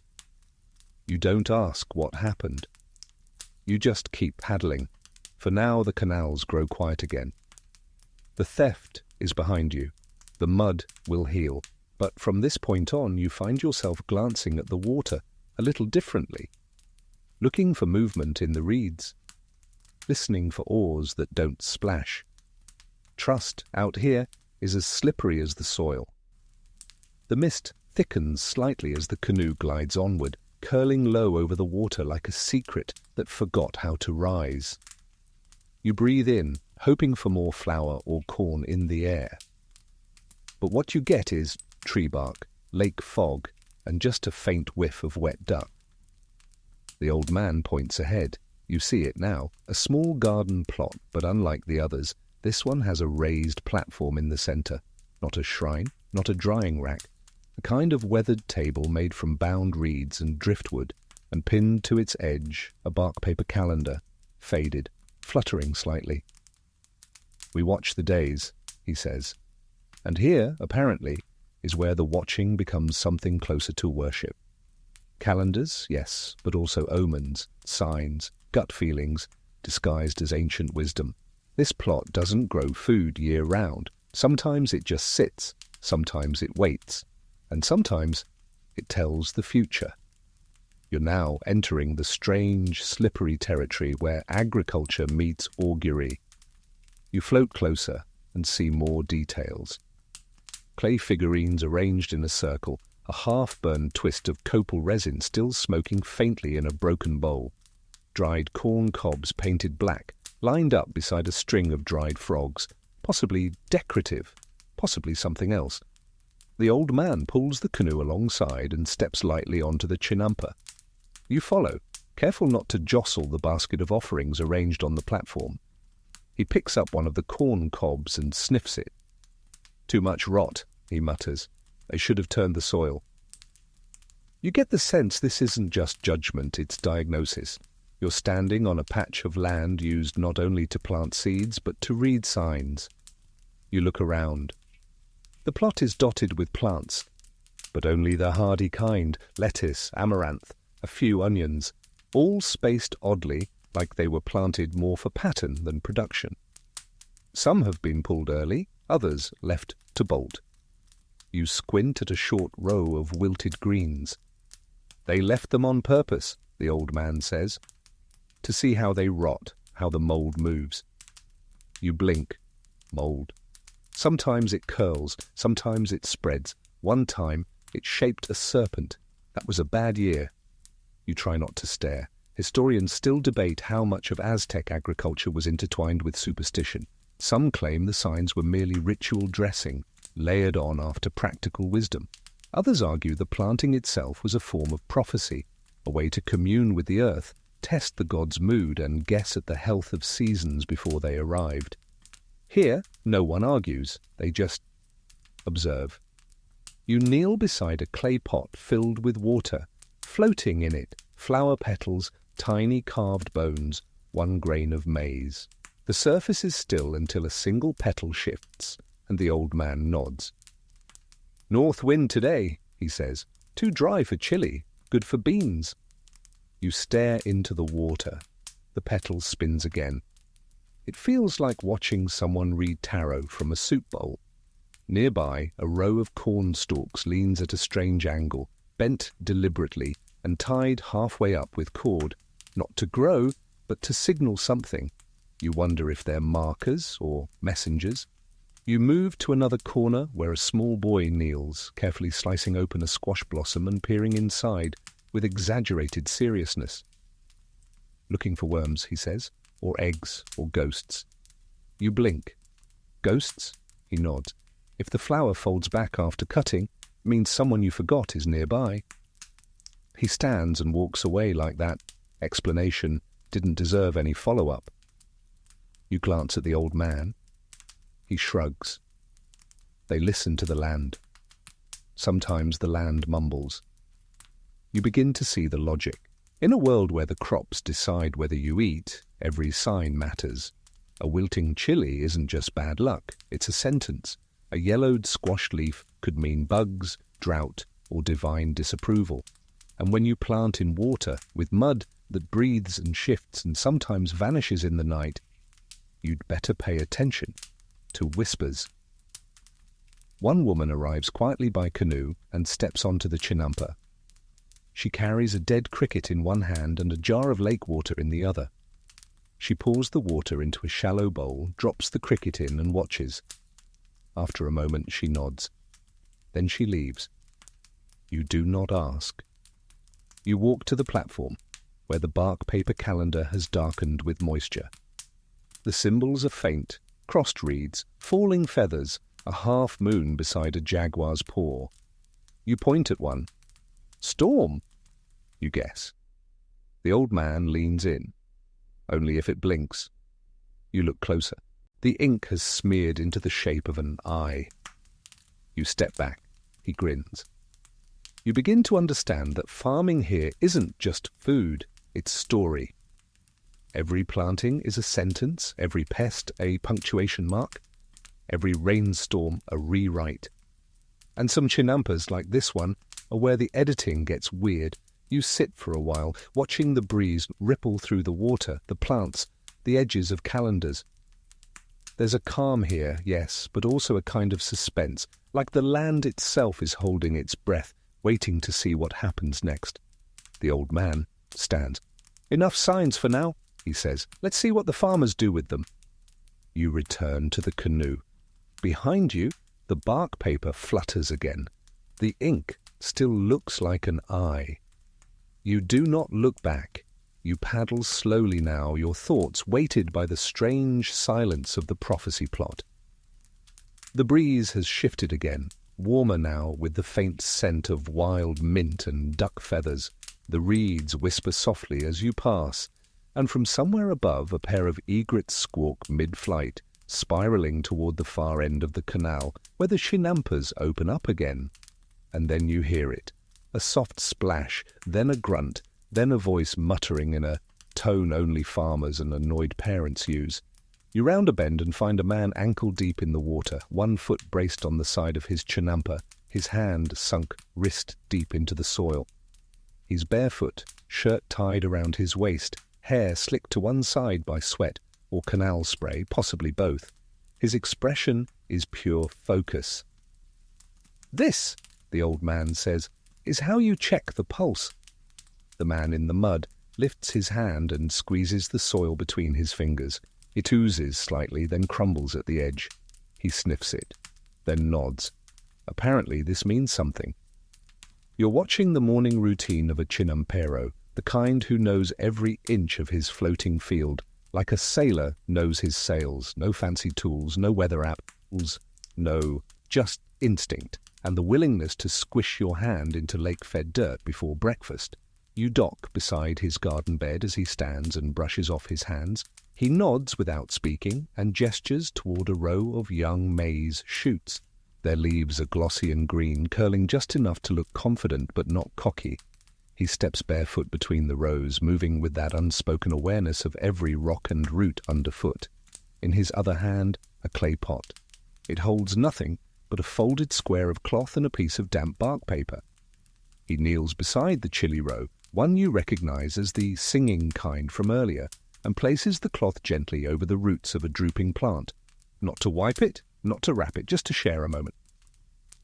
Then he whispers something you can't hear and moves on. The old man watches this like someone watching a favorite scene from a very long movie. "Good farmers talk to the plants," he says. "Great ones let them talk back." You ask what the plants are saying. He thinks for a moment. "That one's too thirsty. That one's too crowded. That one wants fewer beans nearby." You raise an eyebrow. He grins. "It's complicated." You learn quickly that the chinampero's routine is more art than ritual. He doesn't follow steps. He follows signs. He tests soil with his feet. Cool is good. Soggy is bad. Dry and warm is an insult. He sniffs leaves for rot, rolls beans between his fingers, checks blossom angles like a sculptor critiquing a pose. You walk beside him as he stops at a patch of amaranth, tall, red-stalked, leafy. He pinches one leaf, tastes it, nods, then flicks a bug from the underside of another and crushes it casually with a flat rock. A flat rock kept in his sash for just that purpose. He picks up a reed basket and begins plucking herbs. Not randomly, he chooses only the ones growing just above ankle height. You ask, why? Too low, and the snails have kissed it. Too high, and the wind has. He pauses. You want the ones that grew quietly. You nod. Of course. Quiet herbs are always best. The air smells like sage and soil and something sweet you can't place. Maybe it's the squash vines curling under the edges of the plot, or maybe it's the canal water warming in the sun. Either way, it feels like waking up inside a kitchen garden that learned how to dream. Birds flit through overhead, small, loud, fast. A group of ducks waddles past the far edge of the Chinampa, leaving perfect little mud prints in a line before flopping into the water. The Chinampero doesn't flinch. He just adjusts a string of gourds hanging from a pole, tapping one lightly. It makes a hollow boop like a sleepy drum. This, apparently, means something too. You find yourself relaxing into the rhythm. Check the soil. Check the leaves. Listen for frogs. Tap the gourds. Sip a little atole. Swat the flies, but only gently. They might be pollinators. The man finally stops beside a small patch of wild cilantro that looks like it might be planning an escape. He tilts his head and sighs. Then he kneels and begins replanting by hand, each little sprout. You don't ask why, you just sit cross-legged nearby and watch. The old man leans in and says, "Most people think farming is about control." He points at the Chinampero, now bent low like he's bowing to the dirt. "But here," he continues, "you learn to negotiate." You begin to notice how the Chinampa speaks, the colour of the water where it meets the roots, the smell of the wind in the southern corner, the slight droop in the third chili plant from the left. This isn't gardening, this is translation. You ask the old man how long it takes to learn. He shrugs. 1 year to hear it, 10 to understand, a lifetime to answer well. The sun shifts overhead, casting long shadows from the maze. You realize you've been here much longer than it feels. The Chinampero stands, wipes his hands, and gives you a tired, honest smile. Not warm, not cold, just real. You thank him, even though you're not sure what for. And then, with no ceremony at all, you step back into the canoe. The old man pushes off. The reeds part slowly, and as the Chinampa fades behind you, you swear, just faintly, you can still feel the soil between your fingers. The sun has climbed higher now, washing the canals in soft gold, but nothing feels harsh here. The light filters gently through the reeds and willow branches, warming your shoulders without making you squint. The old man hums quietly at the front of the canoe, and you let yourself drift, mind, body, and boat, toward wherever he's guiding you. Then you see them. 2 narrow Chinampas set side by side, tethered together by thin wooden planks like a floating hallway. The rows are neat, almost too neat, not a single leaf out of place, not a single weed daring to poke through. Squash vines have been trained into clean spirals. Maize stalks line up like guards at attention. Even the scarecrows, 2 of them carved from bark and painted with jaguar stripes, seem proud of their posture. "Royal plots," the old man says quietly. You sit up straighter. Moctezuma's gardens, or, well, what's left of them. You drift alongside the perimeter. This isn't just any Chinampa. These beds were once maintained by the elite gardeners of Tenochtitlan, commissioned to grow the finest crops for the Tlatoani himself, the emperor, the speaker, the man whose word shaped cities, and apparently his salads. Everything here had to be perfect, the old man says. No wilted herbs, no spotted chilies, no crooked corn. You look again. The legacy of that obsession still lingers. The plants almost shine even now, a little prouder, a little cleaner. You half expect them to bow as you float past. In the center of one plot grows something you haven't seen yet. Long, elegant vines climbing up a handmade lattice, their leaves a deep, shadowy green. Vanilla, the old man says, or its ancestor, anyway. Grown here before the Spanish knew what it was. You blink. Vanilla? He nods. Not for everyone, just for him. Perfume, flavour, ceremony. He gestures toward a shallow pit beside the vines. Inside, dried gourds rest in a neat row. They were once filled with crushed vanilla pods, steeped in water and mixed with cacao, used to make a sacred bitter drink served only to nobles and priests. Not dessert, more like a potion. You're starting to realize how deep the layers go here. These chinampas didn't just feed people, they built status, symbol, even silence. To present a flawless chili to the palace was as political as it was agricultural. One shriveled leaf could spark suspicion. The royal chinampas weren't only for food either. You spot rows of blue-green succulents, maguey or agave. Their sap could be fermented into pulque, a sacred drink. Their spines used for ritual bloodletting.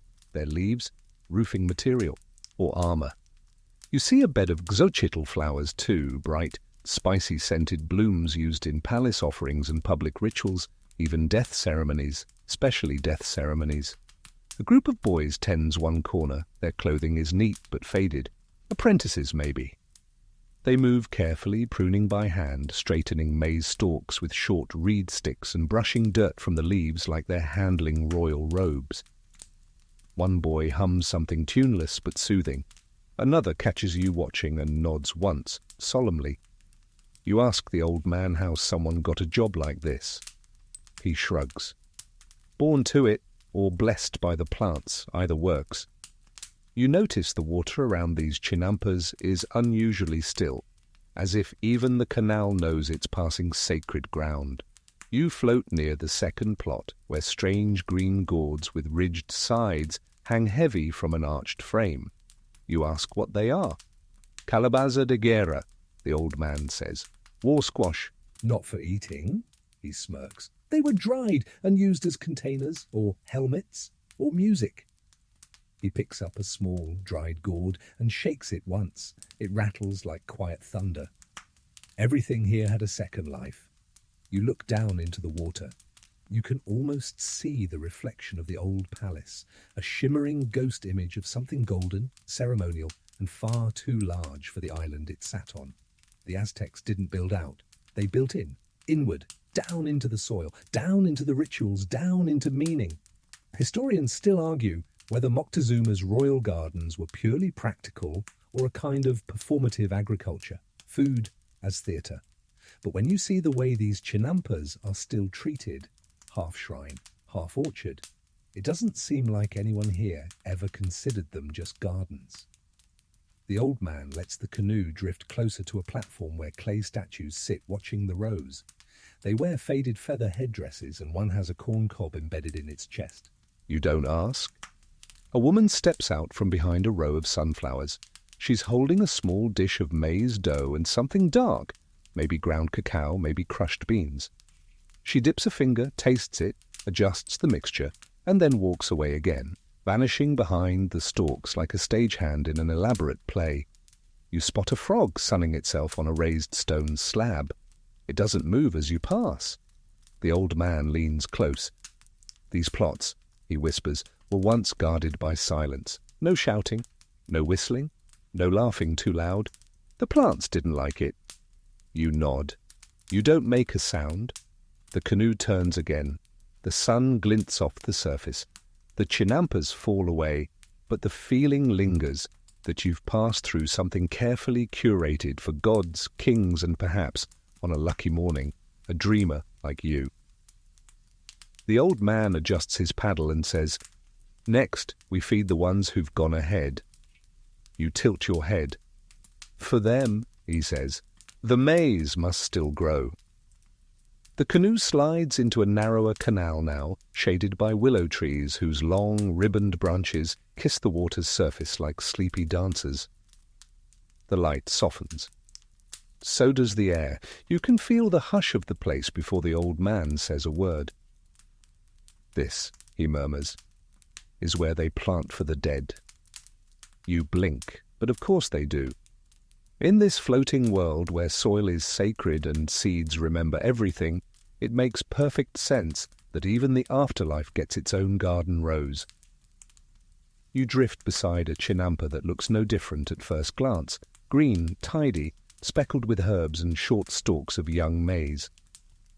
But then you notice the markers, bundles of dried marigolds hung on sticks, white stones arranged in spirals, tiny clay faces buried halfway in the earth with eyes wide open. Offerings. This bed, the old man says, was planted for Doña Itzel, died last summer, 91. Had a laugh like a goose being strangled, but made the best squash soup this side of Tenochtitlan. You nod, respectfully. You're not sure what etiquette applies when gardening for ghosts. You spot another plot bordered with chili plants, unusually fiery in hue, glowing like coals in the morning haze. In the centre, a low altar of stone, ringed with beans, corn cobs, and a tiny clay flute. For twin boys, the old man adds. They love noise and chili. The Aztecs believed death was not an end but a migration, a long winding journey through the underworld, where a soul needed strength, nourishment, and tokens of memory to pass. So, of course, they planted corn for the road, beans for the bones, chilies to keep the soul warm. You float past more plots, some blooming, some resting. Not every bed here is full. Some are freshly turned, dark and moist, waiting for the right planting day. Others grow nothing but marigolds and amaranth, whose red stalks sway like incense smoke in the breeze. One chinampa bears only herbs, wild mint, wormseed, basil, and a flowering plant with narrow petals and a scent like sun-warmed clay. For purification, says the old man, to keep the path clear. You see families tending these plots quietly. No chatter, no singing. A man kneels to replant a fallen sprig of epazote, patting the soil with both hands like an apology. A child carries a small clay jug filled with water and sprinkles it gently along the roots of young maize, her lips moving in what might be a prayer or a poem. One woman sits cross-legged on a reed mat, eyes closed, holding a gourd bowl filled with beans. She hums a low tune, just one note, over and over. You feel it more than hear it. You ask the old man if people still believe the plants reach the dead. He shrugs. The plants don't forget. That's enough. Historians still argue whether the Aztecs truly believed food planted in the name of the deceased could be consumed spiritually by them, or whether it was a symbolic act of remembrance. Either way, here on these chinampas, belief doesn't need logic. It grows in the soil, whether you understand it or not. You pass one more bed, this one overgrown, wild. Sunflowers taller than a man lean heavily toward the canal. Vines spill over the edge, touching the water like they're trying to drink from the reflection. No altar, no stones. Untended, you ask. The old man shakes his head. That one's for no one, for all. A community offering, for the souls forgotten, for travellers who died far from home, for those who never had a plot of their own. You feel your throat tighten a little. You glance up and see smoke curling from a distant chinampa. Someone is burning copal again. The scent drifts over the water, soft and resinous, carrying with it the old whisper, "We remember you." The canoe glides forward. You notice now how even the water feels different here. Calmer, cooler, more reflective. You see your face mirrored back, rippled by lilies, scattered with petals. And for a second, you wonder who will plant for you someday. The old man interrupts your thought. Time to pray for rain. You look up. The sky has brightened again, and the wind is changing. The reeds hiss a little louder. But it's not dry, you say. He smiles. It will be? And you glide onward, leaving behind the silent rows where the dead still eat. The air is thick now, not with heat, but with anticipation. The wind picks up, not sharply, but with that purposeful weight that makes your clothes ripple and the reeds tilt, as if the entire canal is leaning in to listen. You see farmers look skyward with a kind of cautious optimism, like gamblers reading the clouds. Rain doesn't come because we want it, the old man says. It comes because we ask nicely. You're about to ask how one asks nicely for rain when the canoe slows beside a broad chinampa covered in rows of unplanted soil. No crops, just smooth, dark beds evenly spaced, waiting. In the center stands a wooden post carved with spirals, painted in faded blue, its top wrapped in woven reeds and dangling shells. At its base, feathers, bits of broken obsidian, a cracked clay cup. You feel the shift. This is not a farm plot, this is a stage. You've arrived at a prayer field. The old man steps off the canoe and motions for you to follow. The earth is soft underfoot, damp but not soggy, prepared. The way one might prepare a bed before inviting someone to rest, or a table before setting out a feast. A woman appears from the far edge of the field, wrapped in a shawl the colour of dusk. Her feet are bare, ankles splashed with ash. In her hands a bowl of water filled with flower petals. She begins to walk the perimeter, dipping her fingers into the bowl and flicking droplets onto the soil, row by row. They sprinkle before they sing, the old man explains. Water for water. Nearby, others arrive. Quietly, a man with a flute carved from bone. A pair of children carrying bundles of maize, husks tied with reed string. An elder woman wearing a necklace of chili seeds, her hand stained with blue paint. No one speaks loudly. They move like they're entering a dream, or a memory they're not ready to wake from. The flute begins, not music exactly, more like a wind that learned how to whisper. The sound spirals upward, caught by the breeze and carried across the chinampas, where other farmers pause their work and turn their heads toward it. Then the singing starts.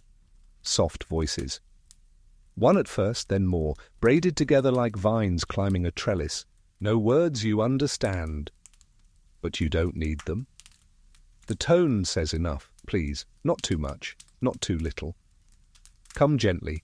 Stay kindly. They sing to Tlaloc, the rain god. The old man tells you that his temples once overflowed with offerings.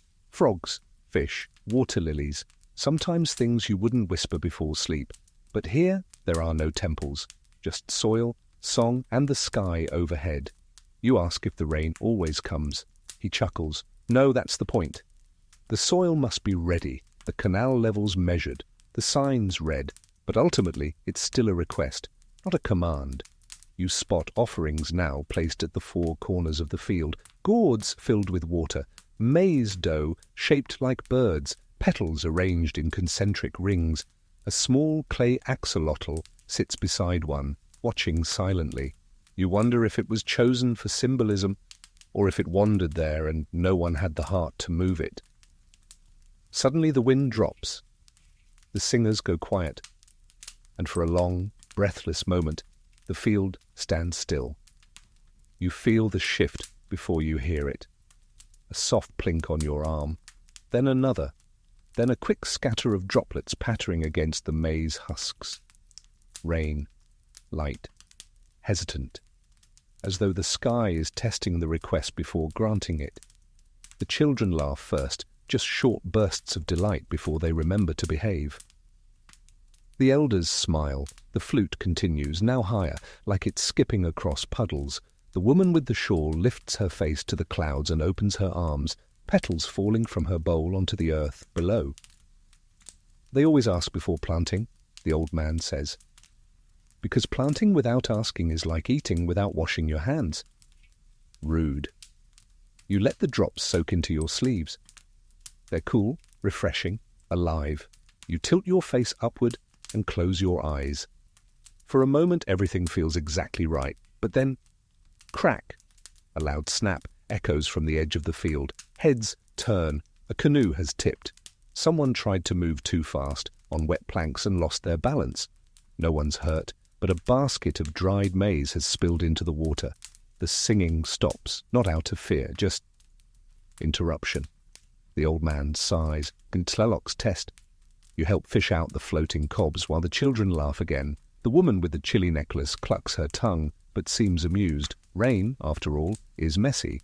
You return to the boat. The earth is slick now. The scent of soil after rain, petrichor some would call it, rises rich and full.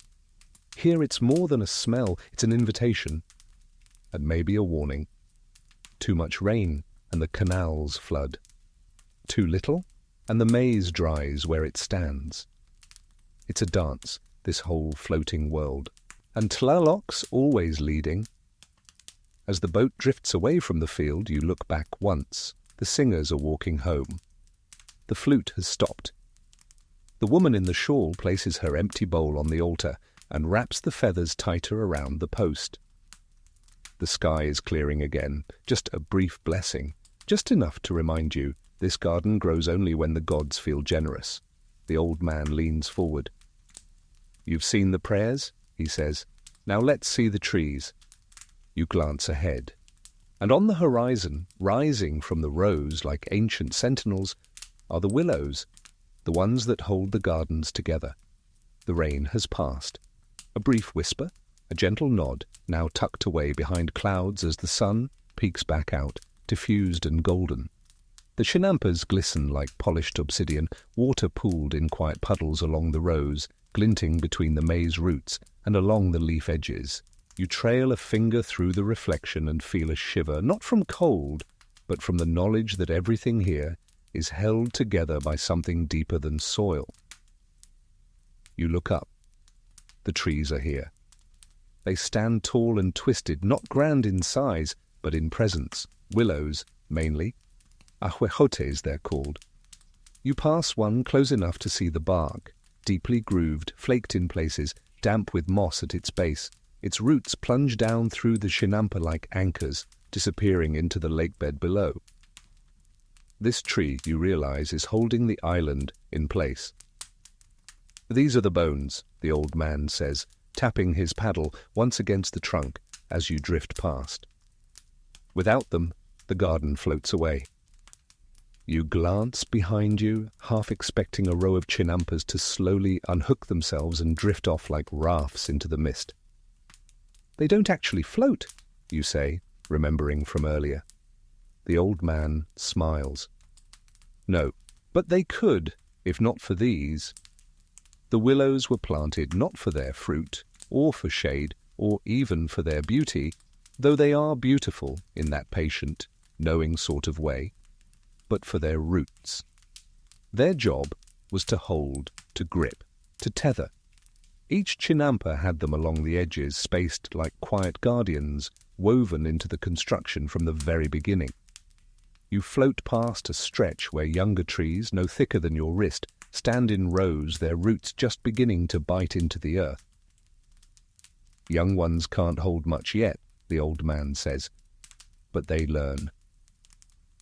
You reach a more mature section. The trees here lean slightly outward, their trunks curved by time and wind, bark darkened by decades of rain and sun. Between them, vines crawl lazily, and birds perch without urgency. You spot a carved notch in one tree's trunk, just a small line, worn by weather and fingers. Ami, Nurs, a measuring point. Used to mark the high water, he says, before they built the dikes. Historians still argue whether these tree systems were planted in strict grids or whether farmers improvised based on the shape of each chinampa. But everyone agrees without the willows the entire system would unravel. One tree has a cloth tied around it, a strip of red woven fabric, frayed at the ends. An offering, maybe, or a warning, you ask. Someone's child learned to swim there, he says, not explaining further. Another tree holds a clay jar embedded in its fork, half filled with dried flowers and ashes. The wind stirs the petals, sending tiny yellow fragments drifting down into the canal. You watch them float for a while before they vanish into ripples. The trees don't speak exactly, but they hum. Or maybe that's just the breeze through their branches. Still, you feel it. A vibration, a slow, breathing rhythm that makes you want to sit beneath them and do nothing at all for a very long time. You disembark briefly, stepping onto one of the chinampas where the trees are densest. The ground here is firmer, the roots weaving through it like veins in skin. You kneel, place your hand on the soil beside a thick root, and feel the damp pulse of life beneath it. This one, the old man says behind you, has stood since before Cortés arrived. You look up. The tree is weathered, knotted, its trunk wider than the canoe. Its upper branches stretch like an old man's arms, curved and inviting. It doesn't look heroic. It looks tired, strong, quiet. They grow slowly, he says. They don't rush.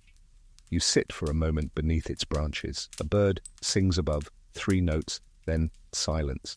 A dragonfly buzzes past, dips once into a puddle, and lifts again like a dancer changing direction. The old man points to another tree where small clay bells hang from the branches, swaying in the breeze, but making no sound. Wind chimes for the lake spirits, he says. They only ring in storms. You ask how many of the Chinampas still have their original trees. Fewer every year, he says.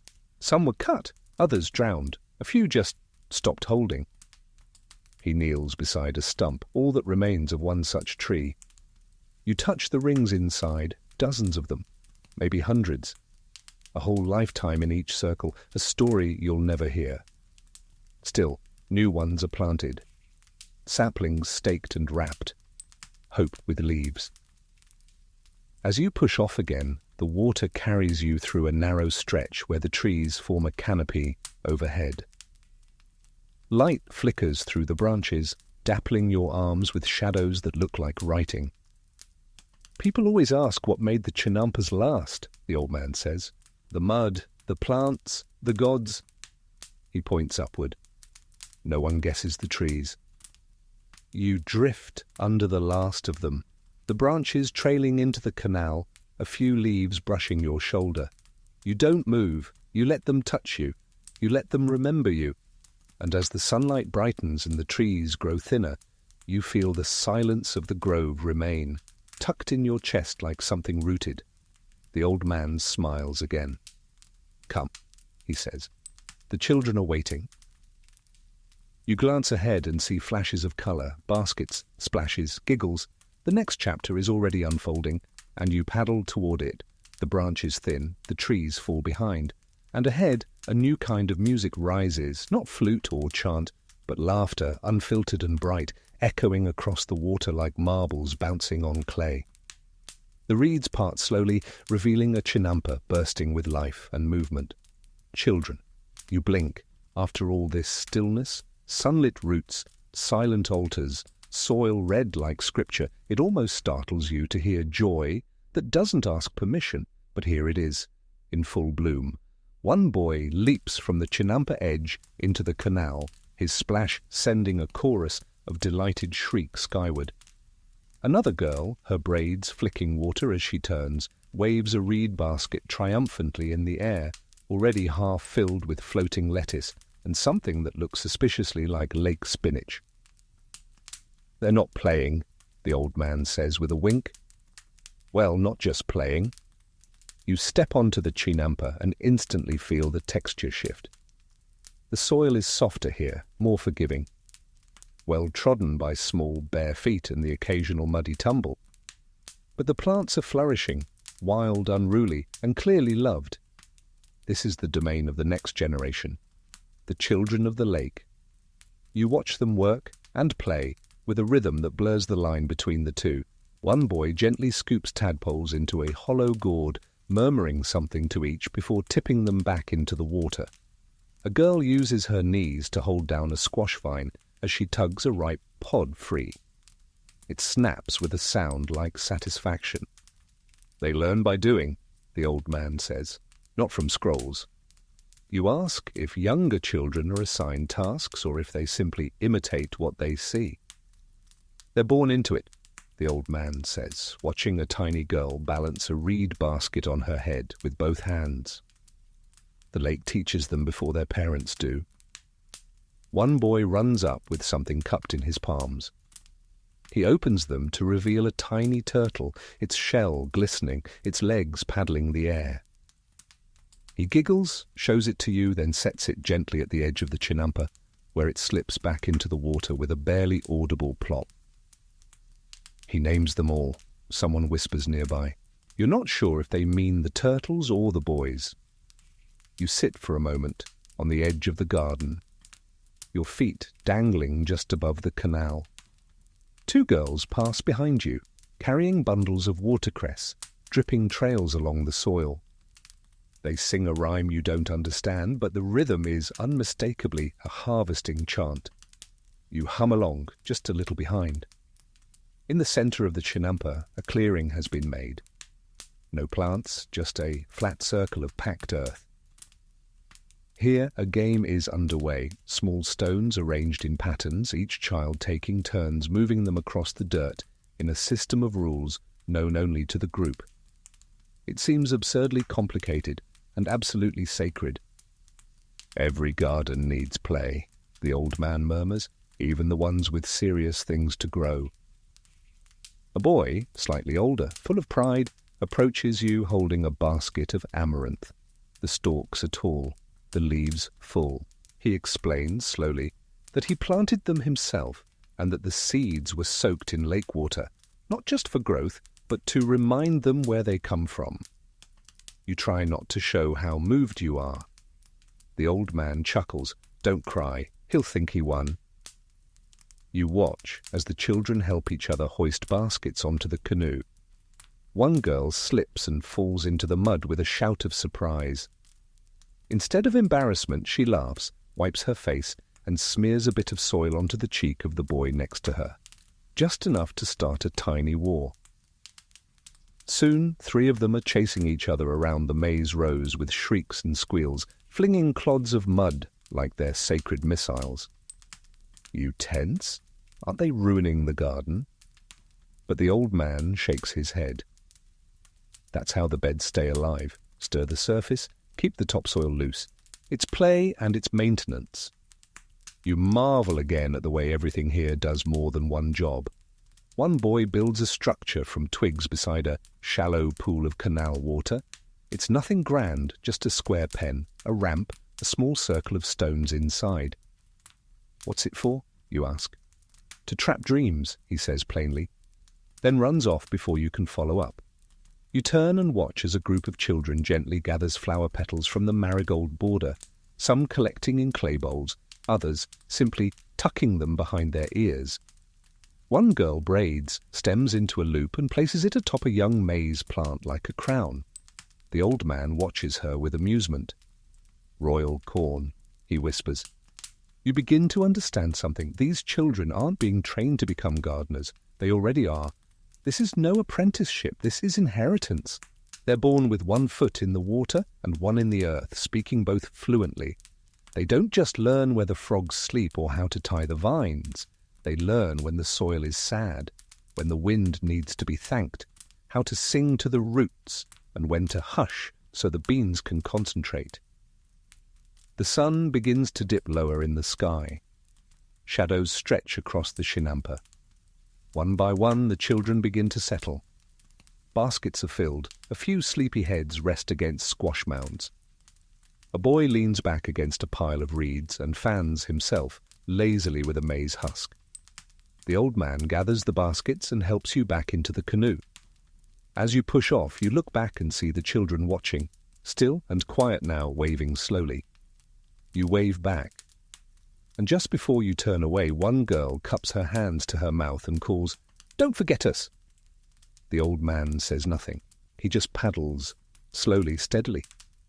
But you hear the words repeat in your mind like a rhythm in the canal water.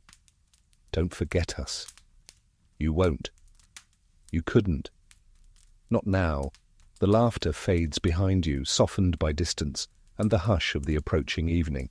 The sky warms into amber, its light caught in the ripples of the canal and the fluttering reeds that edge every passing chinampa. There's a calm settling in, like the garden itself is exhaling after a long, productive day. The old man paddles in silence for a while, letting the rhythm of the water speak for him. Then quietly, "It's time." You glance over. He's looking straight ahead at a row of tall maize stalks, heavy with their final harvest. At their base, bundles are being wrapped in soft cloth. Candles flicker, smoke rises, no one is laughing here. This is the first fruit ceremony. You approach slowly. A family kneels at the edge of their chinampa, arranging food, maize, beans, squash, even tamales and chilies, on a flat stone slab in the center of the plot.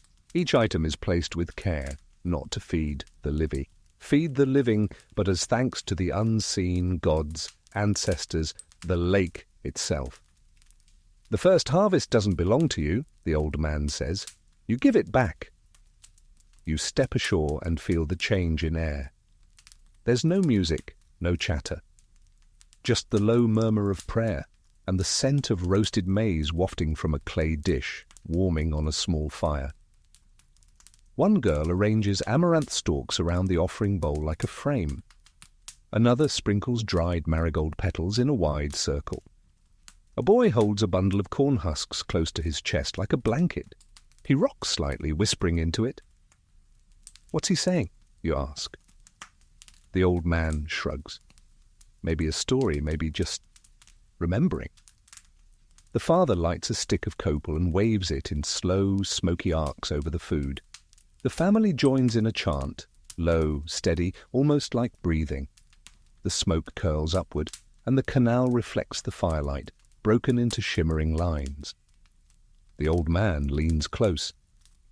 You eat after the offering, he says, not before, not even if you're starving.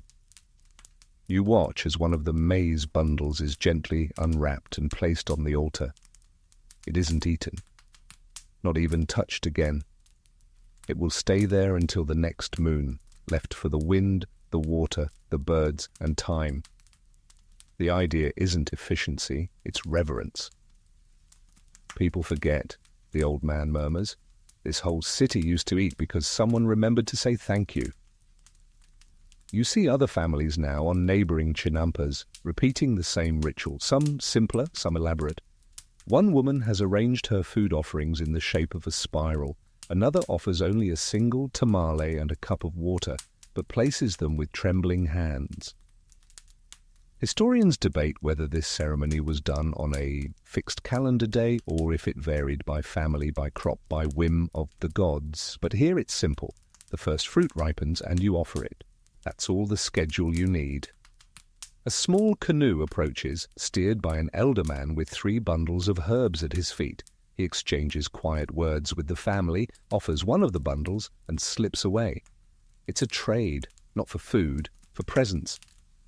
His family will remember this offering by joining it. In a corner, 2 children kneel beside the altar. One lights a tiny candle, the other crushes dried chili into a powder and carefully draws a circle around the maize with it. You watch as the wind lifts the red dust, carrying it into the dusk like prayer confetti. You feel something tighten in your chest. Not grief, not sadness, just stillness. This isn't mourning, it's gratitude wearing its oldest, quietest clothing. A hand touches your arm.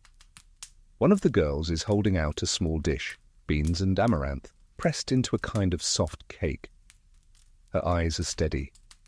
You take it with both hands. The old man gives a slight nod. It's time now, he says. Everyone eats, but slowly, reverently. No one speaks above a whisper. Even the chewing seems softened by the ceremony. This food tastes different. Not better, just more awake. Like it knows it was chosen. After the meal, the leftovers are gathered and scattered at the corners of the chinampa, given back to the soil. Even the crumbs. Even the ashes from the fire. You sit quietly for a long time, watching the flames flicker, watching the bundles sway in the breeze. And then the family stands. No hugs, no speeches, just a hand on a shoulder, a soft smile, and a quiet return to the canoe. The altar remains. The sun is almost gone now. The sky burns in orange threads across the horizon, and the canal glows with them. The wind returns, gentle again. The old man pushes off. The gods are full now, he says. You don't reply, you just listen to the paddle dip, the water hush, and the sound of a garden fed by reverence. The night creeps in without announcement, wrapping the canal in shadow and softening every colour into tones of memory. The sun is gone now, tucked beneath the lake's far edge, and the only light comes from reed torches stuck into the banks and the warm flicker of homes beyond the gardens. The canoe glides like a whisper, but beneath you something steadier moves. The spine, the old man says. You look down at the chinampa to your left. It's narrow, long, and slightly raised, almost like a back arching out of the water, rows of maize flanking it like ribs. But then you notice the trees again, willows old and twisted, spaced at regular intervals along both sides, their roots interlaced beneath the soil. They hold it together, he says, tapping the wooden side of the canoe. It's not the soil that keeps a chinampa alive, it's the spine. You lean over and peer beneath the low plants. Between the furrows you spot it, a narrow trench, barely visible, where decaying vegetation is packed, layer over layer, reeds, lake muck, compost, night soil, dead roots and thyme. It's dark, damp, and humming with life. Like a vertebra, this central core runs the length of the garden bed. The willows anchor it, the roots bind it, and the spine gives the chinampa its strength. You watch a farmer kneel along that central line. He opens the top layer gently, just enough to check the temperature beneath, like a baker testing rising dough. Then he closes it again and marks the spot with a stone. Every garden has a pulse, the old man says. This is where you check it. He explains how these cores are built from the beginning. First, a raft of woven reeds, then piles of lake bottom mud, composted plant matter, even shredded bark and twigs. The mix is layered again and again, pressed down, reshaped, allowed to ferment like a slow stew.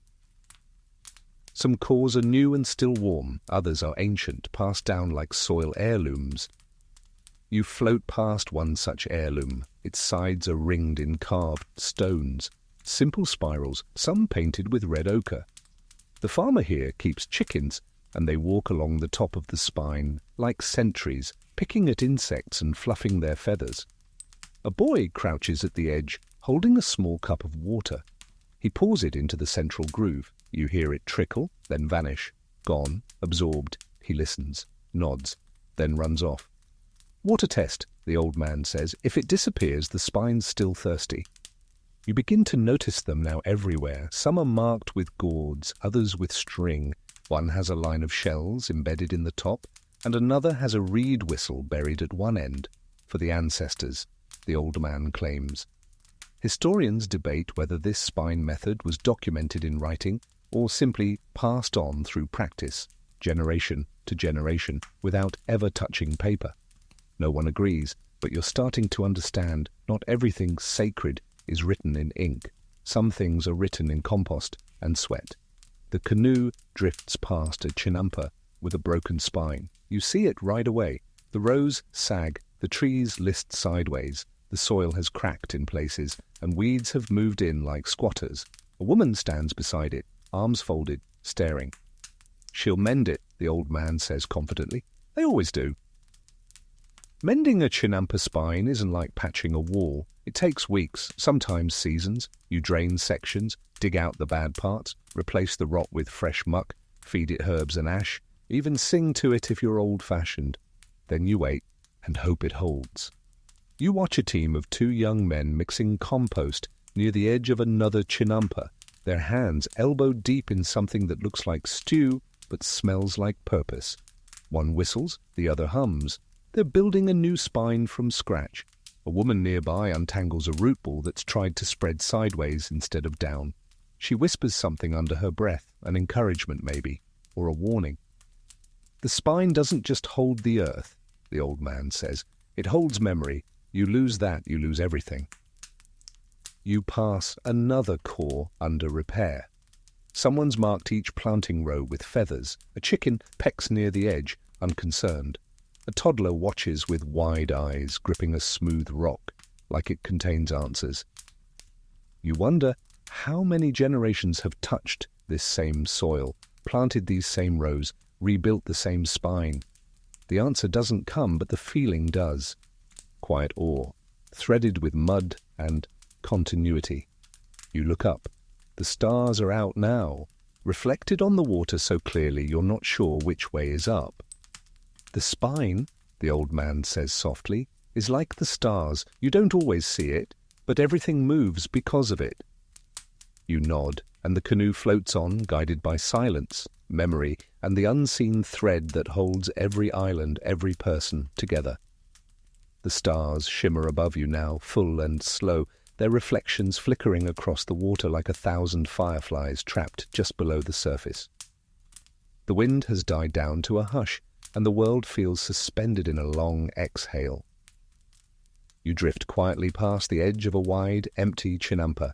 No crops, no tools, just darkness and the soft glint of dew starting to form on its surface. They let this one rest, the old man says. You turn toward him, the words gentle but strange. Rest, you ask? He nods, guiding the canoe to a quiet stop beside the still plot. Even gardens get tired. You step out slowly, your feet sinking just slightly into the damp earth. There are no plants to brush against you, no rows to step over, just soft, dark soil stretching out like a blanket, untended but not abandoned.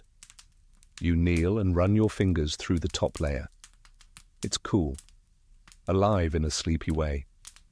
Not dry, not dying, just pausing. A place that has inhaled enough seasons and now wants silence. Every 7th year, if they can spare it, the old man says.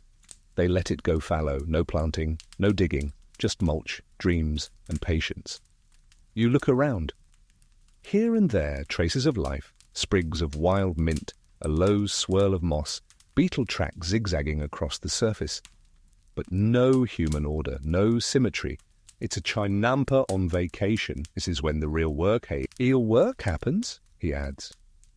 You blink, but nothing's growing.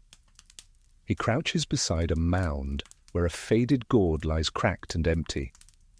The soil gets to eat now, he says. All those years feeding us. This is its feast.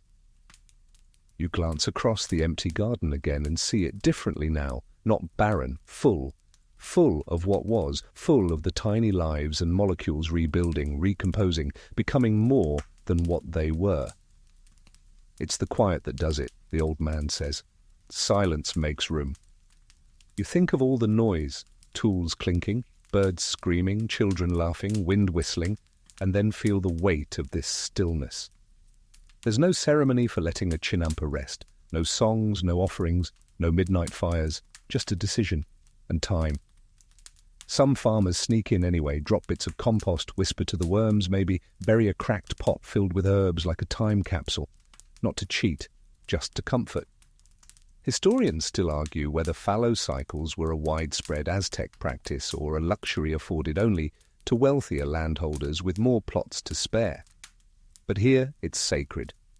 Here a year of rest is not waste, it's wisdom. A family once buried the ashes of a grandmother in one of these resting beds. Not in an urn, not in a shrine, just scattered under mulch, knowing the earth would fold her memory into its next breath. You glance over to the far end of the chinampa, where someone has stacked smooth stones into a tiny spiral. Nothing marks it. No text. No candle. Just a shape in the dark. You sit on your heels and close your eyes for a moment. The hum of insects, the distant splash of waterbirds, the soft creak of branches in the dark, they become a lullaby for soil. You feel the warmth of the day leave your body slowly, as if you too are letting yourself fall fallow. The old man doesn't rush. He settles onto a dry patch and leans back on his palms.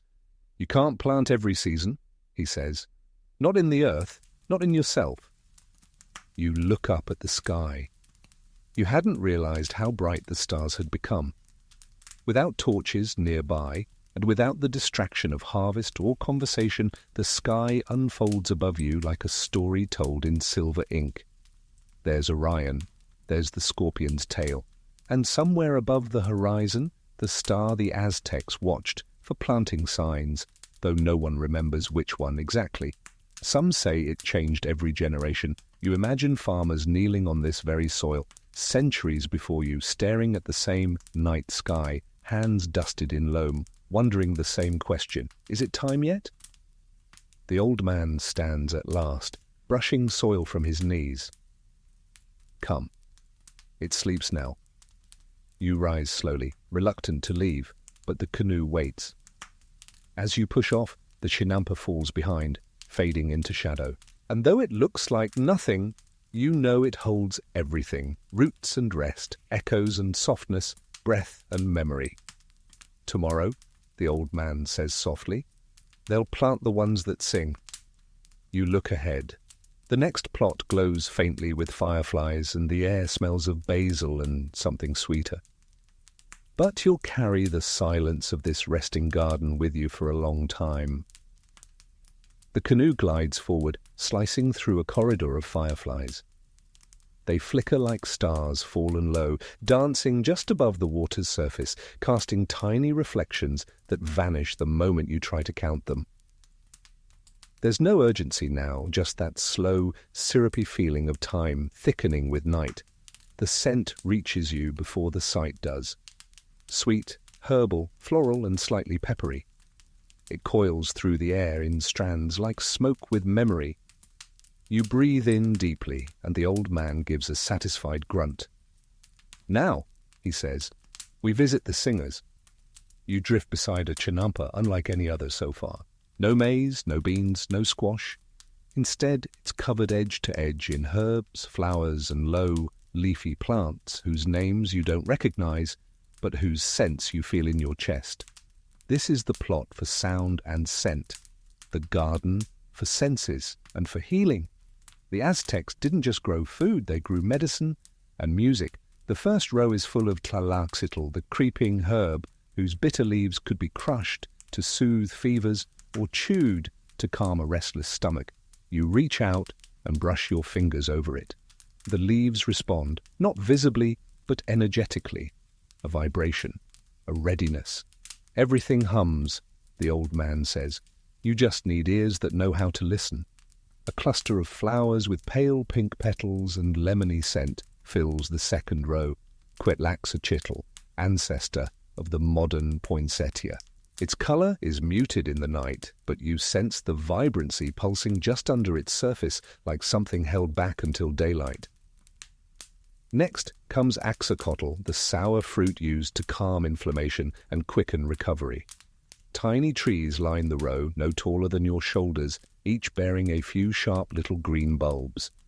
One has been tied with red thread, someone marking it perhaps for its potency, or its story. But the real music is coming from deeper in. The chinampa suddenly fills with sound, not drums or flutes, but whispers. Dozens of tiny whispers, wind chimes made of petals and leaves, stalks that shiver against each other in deliberate conversation.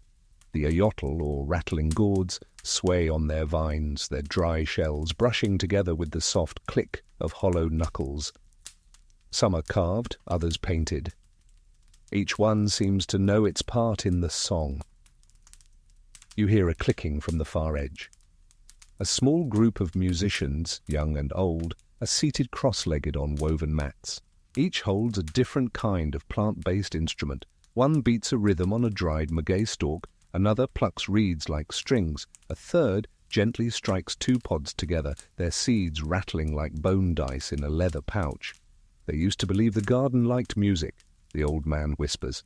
Still do. You ask if it's for the plants or the people. He smiles. Both.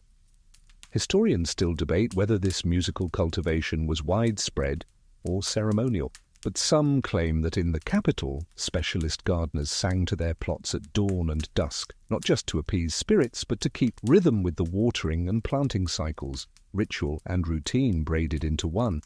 The song they're playing now is low and slow. You feel it in your knees, not your ears. It matches the night, matches the moon. Even the fireflies blink in near time with the rhythm. A boy brings you a small bouquet, herbs bound with a string of maize husk. You don't know what it's for, but you hold it gently. It smells like mint and memory. He points to each herb and names them softly. Epazote for digestion, yoloxochitl for the heart, tlatlauqui xochitl for blood and breath. You ask where he learned this. My grandmother says the plants whisper it when they're ready. The old man doesn't argue. The canoe floats to the next row. You pass a bed of cempasúchil, tall and gold and fragrant even now in the dark. Marigolds used not just in offerings but in remedies for headaches and chest pains. Their petals fall like lazy confetti. You spot a woman pressing oil from crushed flowers using a flat stone and a patient hand. Her fingers are stained, her eyes closed. She hums as she works the tune, more vibration than melody. This oil, the old man says, heals burns, wakes dreams, and smells like the sun. You believe it. There's a final row at the edge of the chinampa. You hear it before you see it, a buzzing, deep and collective. Bees. Their hive is built into a hollowed trunk, half buried in the soil. The bees are sleepy now, slow-moving, bumping lazily into each other as they settle. The plants here are chosen for them. Zompantly bloom in moonlight, and the bees drink late. The old man leans down, scoops a handful of rich-smelling mud from beneath the hive, and lets it fall back into the earth. Everything feeds something. You sit back in the canoe as it begins to drift again. The music fades behind you, as natural as the tide. Your bouquet rests in your lap, still warm from the child's hand. Most people forget, the old man says, that a chinampa grows more than food. You nod. It grows medicine. It grows memory. It grows sound. And in the dark, when the wind is still and the plants begin to sigh, it grows songs that no one else will ever hear. Except maybe you. The bouquet still rests in your lap as the canoe glides onward, trailing the scent of crushed herbs and moon-warmed petals. The air grows heavier now, not with heat, but with a strange, expectant stillness.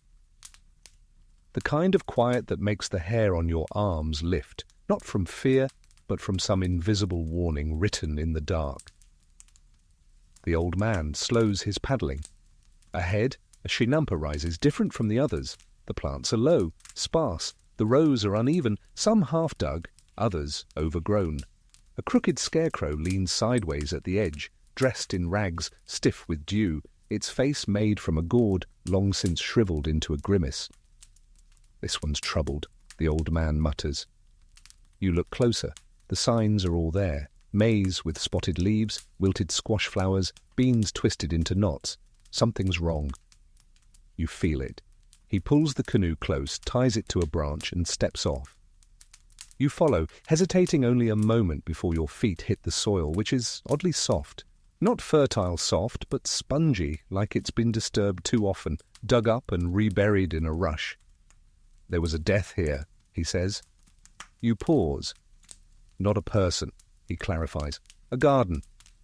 You follow him between the rows, stepping over a broken tool, past a half-filled water gourd with spiderwebs stretched across its mouth.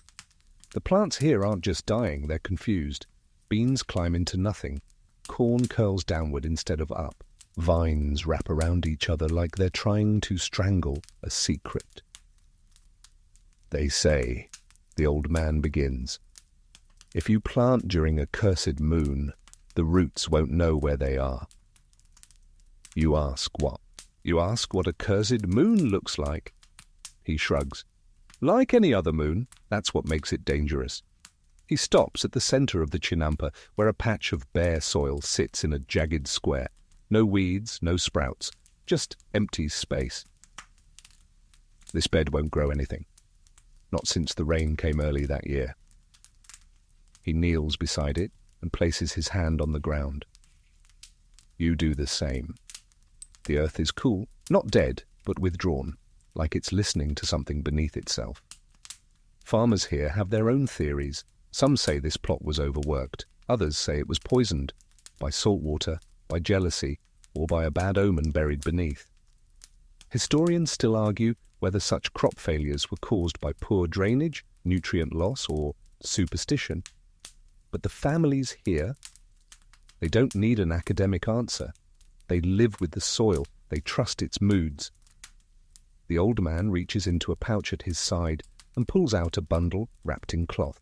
He opens it carefully to reveal a mix of dried herbs, bone fragments, obsidian chips, and what looks like a desiccated chili pepper. A cleansing, he says simply. You help him arrange the items in a circle.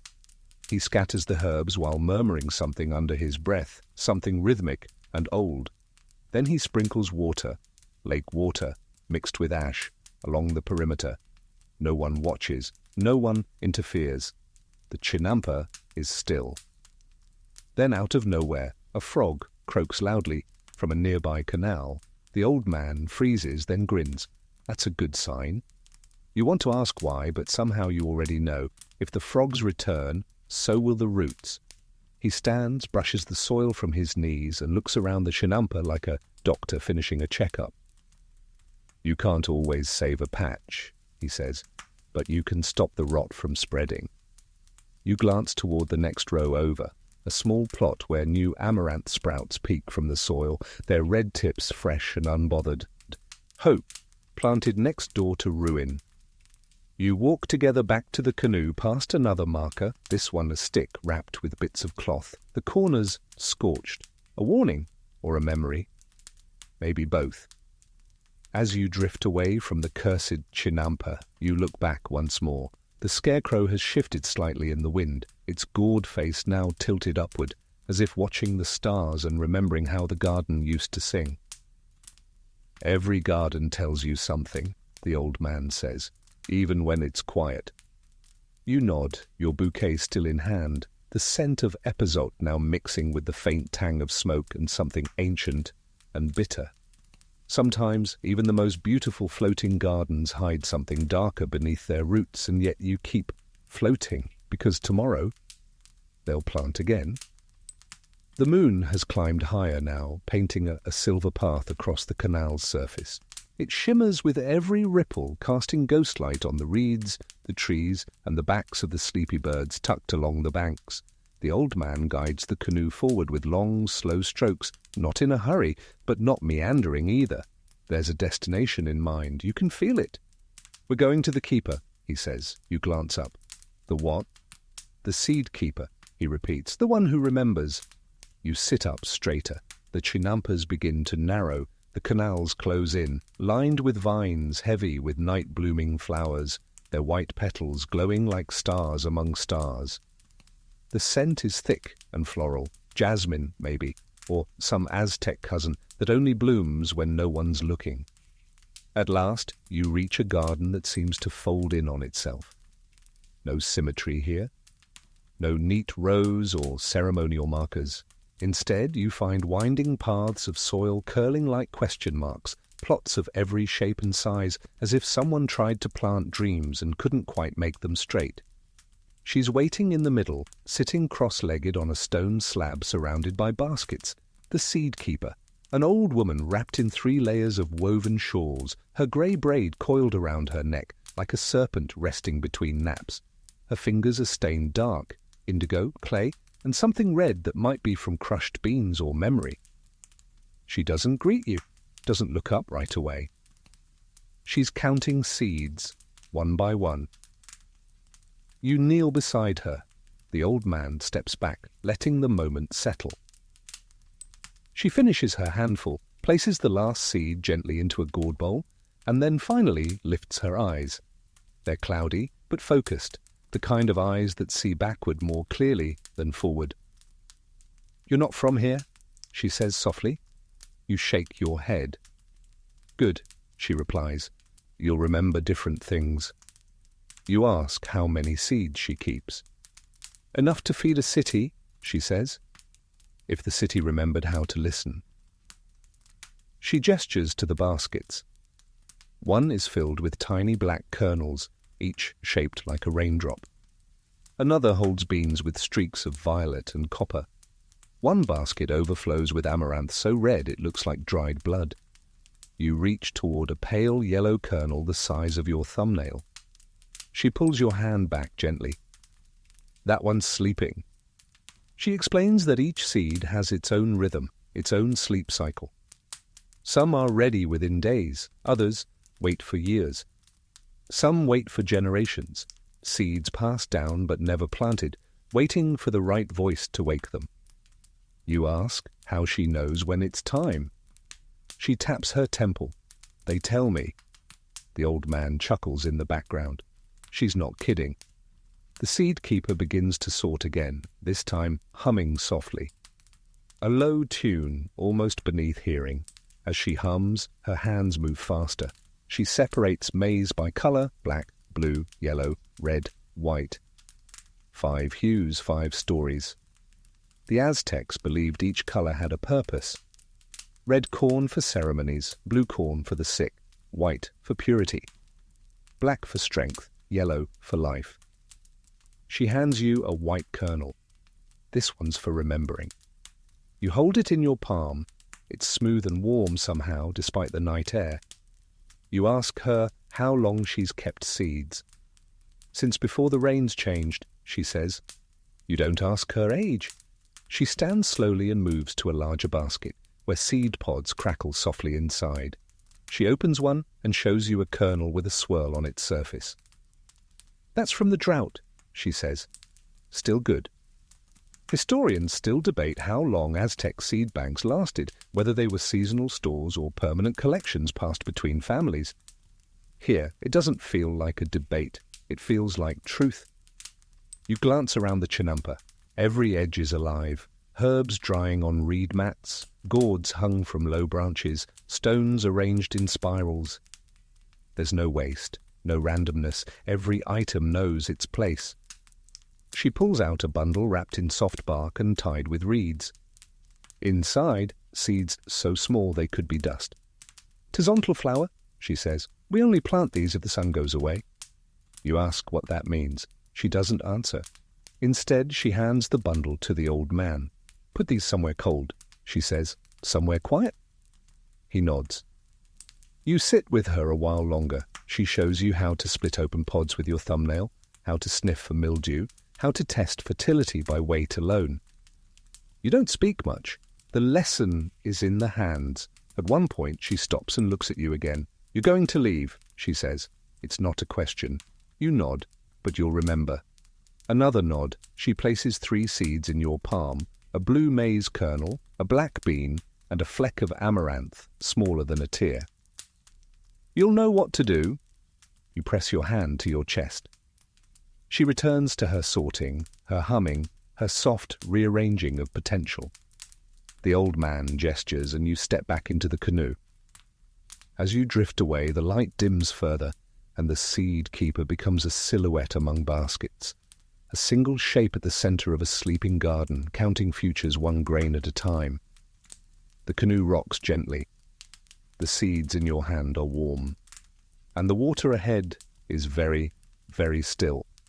The canoe moves in near silence now, guided not by urgency, but by the quiet breath of night. The air is thick with dew, brushing your cheeks like a veil, and somewhere behind you the scent of herbs from the seed keeper's shawl still lingers. Sage, pepper leaf, and something faintly floral, like memory, softened by distance. You hold the 3 seeds in your palm, careful not to close your fingers around them too tightly. It feels like you're carrying something alive, something listening. "Where are we going now?" you ask. The old man dips his paddle once, twice, before answering. "To where it all begins."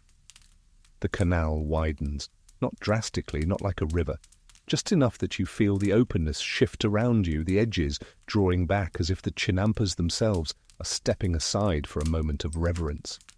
And there it is. A cradle of reeds, floating not quite anchored, not quite free. A patch of water, shallow enough to see the bottom. Muck, stone, forgotten roots. No crops here, no tools, just water and light. And muck. Dark, rich, ancient muck. "This," the old man says, "is the nursery."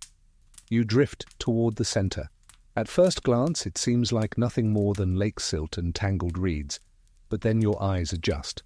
Small markers, sticks, shells, bits of red thread, show where pockets of seeds have been pressed into the mud, covered with layers of compost and patience. A boy wades waist-deep in the water, his hands moving below the surface. He's not pulling anything up. He's pushing something down, tucking the seeds into their beds, firm but gentle.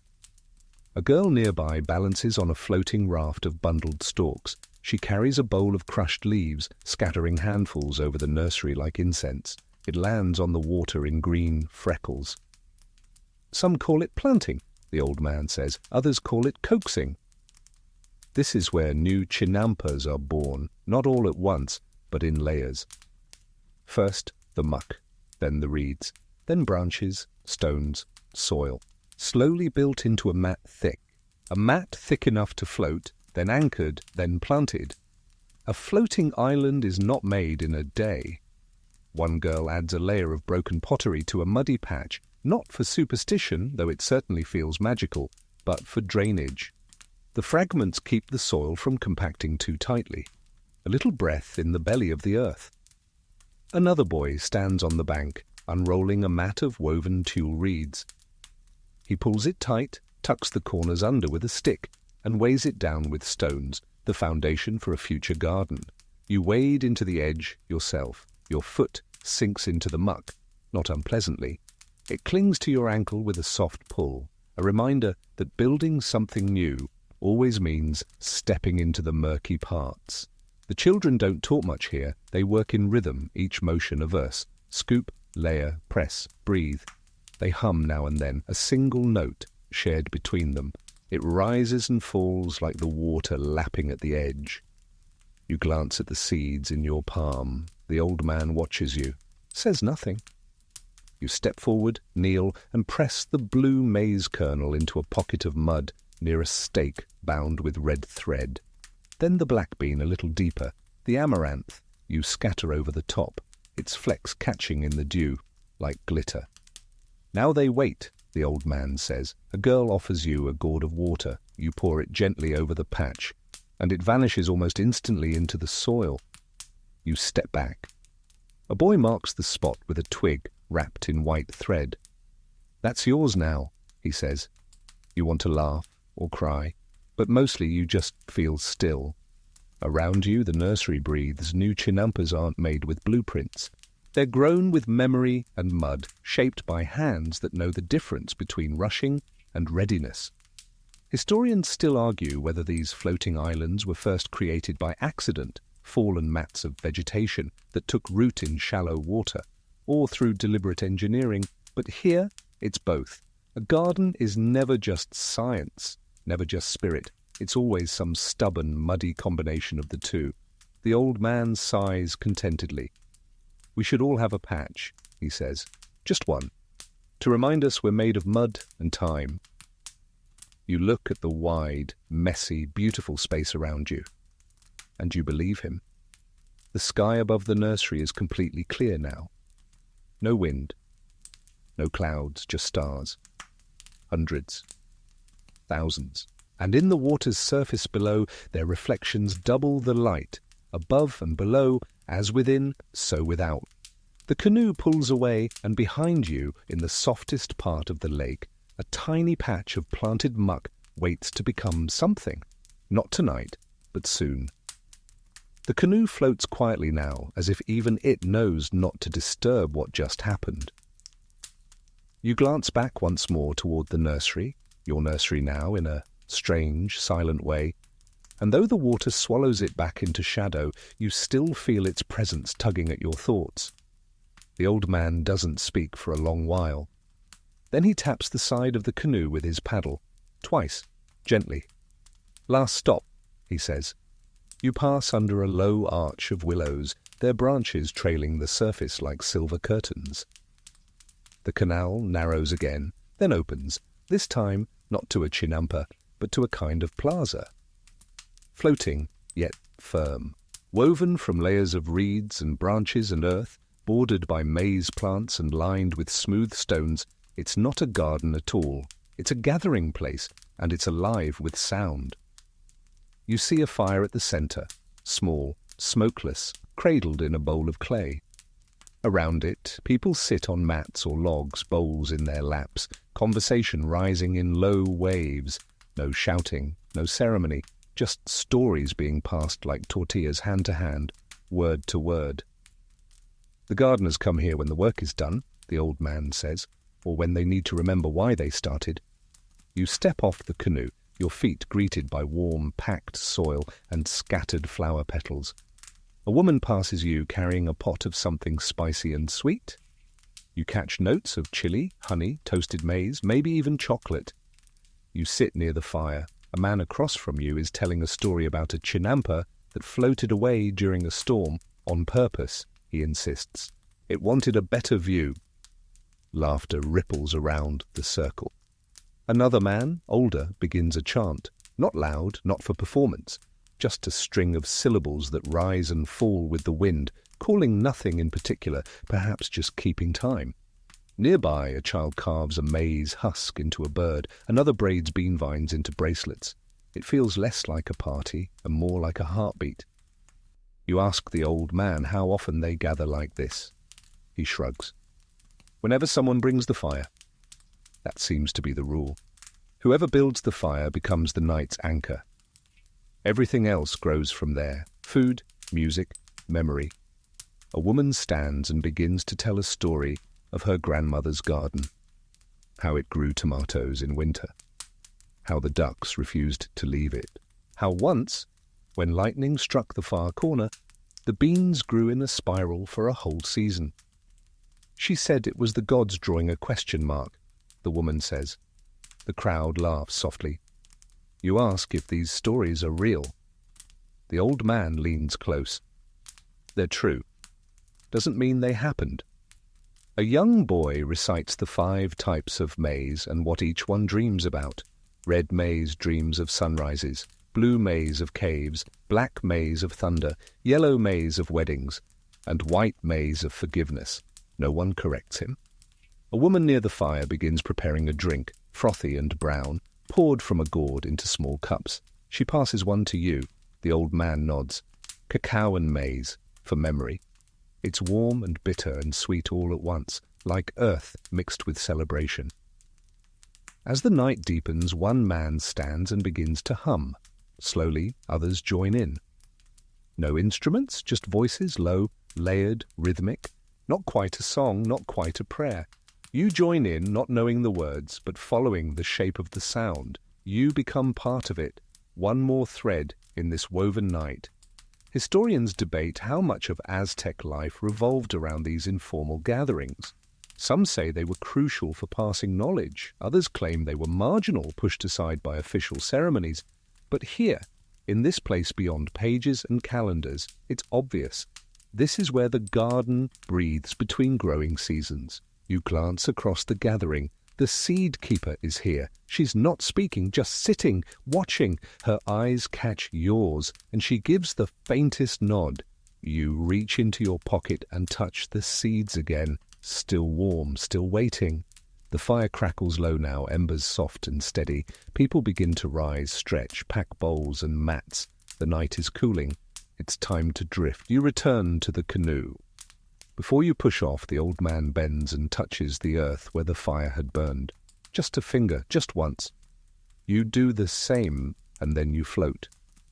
Away from the gathering, through the willow curtains, back into the hush of canals that remember your name. The fire behind you fades into a smudge of ember light. The soft hum of voices becomes memory, folded into the hush of the water. The canoe rocks gently beneath you, carrying you once again through a maze of sleeping gardens. But they don't feel like strangers anymore. Not plots or patches. Not agricultural curiosities. They feel like neighbors, like storytellers. And now they seem to be dreaming. You glide past chinampas veiled in fog, mist rising from their damp beds like breath in the cold. The plants here don't move. They listen. The willows nod overhead, heavy with dew, and frogs call out now and then as if checking in on one another. The old man says nothing for a long time. Then, as you pass a chinampa, bordered by dark obsidian stones, He clears his throat. There was once a garden, he begins with, that refused to be harvested. You glance over. Every season it grew, maize, beans, squash, taller, brighter, faster than its neighbours. But when the time came to reap, the tools broke, the baskets tore, the stalks hardened. It was like the garden had locked itself. You ask what they did. They left it, he says. They built around it. Let the birds have it. You raise an eyebrow. And he smiles. Next year the harvest doubled, not just on that chinampa, but everywhere. You sit with that for a while. Not everything grown is meant to be taken. Some things grow just to remind you they can. You float past a row of chinampas planted entirely with flowers, cempasúchil, xochitl, iztac, purple dahlias, tall sunbursts that look like lanterns turned inside out. Their fragrance hovers like incense, not overpowering, just present. A reminder that beauty is its own kind of crop. One chinampa is lit with small clay lanterns along its border. A figure kneels in the centre, spreading something onto the soil. Ash? Chalk? You can't quite tell. Marking ancestors, the old man whispers. You think of all the generations who've walked these paths, bent over these beds, whispered to these seeds, the calyces, the chants, the cradle songs sung to corn that's long since been eaten. Historians still debate whether these rituals were acts of religion or routine. But here, in the deep hum of night, the distinction feels irrelevant. Reverence is reverence, whether directed toward gods or gauds. You ask the old man how many chinampas there are. He shrugs. More than anyone remembers, fewer than we need. You ask if he owns any of them. He looks at you like you've asked if he owns the sky. They're not mine, he says. I just visit. The canoe veers toward one last plot. It's small, simple, neatly planted, a row of beans, a patch of squash, a young fig tree trying very hard to be brave. And at its edge, 2 clay cups, one cracked, one whole, sitting on a flat stone. Mine, he says softly. You step ashore. The air here smells of wet leaves and thyme. But And time. There are no elaborate borders, no carvings, no offerings, just care. He kneels by the fig tree and touches the soil, nods, sits back. This is where I tell the earth about my day.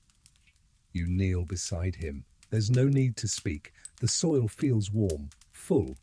The kind of full that makes silence feel like a lullaby. You reach into your pocket, take out the 3 seeds, blue maize, black bean, red amaranth. You press them into the edge of his garden near the fig tree. He watches, doesn't speak. When you're done, he pats the earth once and smiles. There, he says. Now we're related. You return to the canoe together. The chinampa fades behind you, but the feeling doesn't. You float again. through the last of the gardens, past the trees, past the singing beds, past the fire ghosts and the scent of marigold. And slowly, with the calm of something ancient and kind, the night wraps itself around you like a woven blanket made of reed, mist, and memory. The sky is beginning to pale now, just barely. A thin thread of grey along the horizon, like the first stroke of chalk on obsidian. The stars above have begun their gentle retreat, blinking out one by one as if pulled softly behind a curtain. You're still floating. The old man rests his paddle across his knees. His eyes are half closed, not asleep, but somewhere between thought and peace. You don't speak. You don't need to. The gardens around you are hushed. The chinampas seem to be breathing, slow, deep, and restful. Some plants stir in the early breeze, their leaves whispering gently against one another. A waterbird calls from far off, its voice echoing across the still canal like a question that doesn't need an answer. You pass by familiar places now, the amaranth field with its rows tidy and proud, the bed of healing herbs where songs once floated like pollen. The resting chinampa, its soil untouched and sacred in its silence. The nursery, faintly visible in the distance, where your own seeds sleep under a blanket of muck and faith. You remember them all, and they remember you. The old man finally speaks, his voice as low and steady as the water beneath you. The gardens will keep going. You nod, and so will you. The wind picks up slightly, rustling the tall stalks of maize on a nearby island. They sway as if nodding in agreement. You wonder how many mornings they've greeted, how many hands they've fed, how many stories they've grown alongside. Historians might never agree on the full truth of the Chinampas, how they started, how many there were, how they were governed, sustained, protected. But you know something they don't. You were here. You sat with the seed keeper. You pressed your fingers into the spine. You tasted cacao and heard the gardens sing. You watched the firelight dance on maize leaves and pressed silence into soil that remembers everything. And now the sun begins its climb, slow and sure, brushing the tops of the trees with honey-coloured light. Mist lifts from the water like breath, revealing more Chinampas in the distance, their shapes rising from the haze like thoughts coming back after a dream. The canoe glides toward shore, though it's hard to say whose shore. The gardens never really end, they just pause. You step out. The soil beneath your feet is solid, damp, alive. You turn to the old man. He doesn't speak. He just raises a hand, palm facing you, and nods. You raise yours in return. No goodbyes. Not needed. As you begin to walk away, the bouquet tucked gently into your pocket, the seeds no longer alone, the air carries one last whisper across the canal. Plant when you're ready, wait when you're not. And always remember the soil knows more than you do. You smile. And the path ahead unfolds like a garden, just beginning to bloom. So now you rest.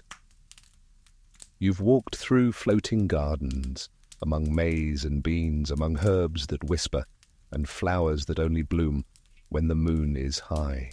You've met a keeper of seeds, whose hands know time better than calendars, and you've floated past stories rooted deeper than any vine.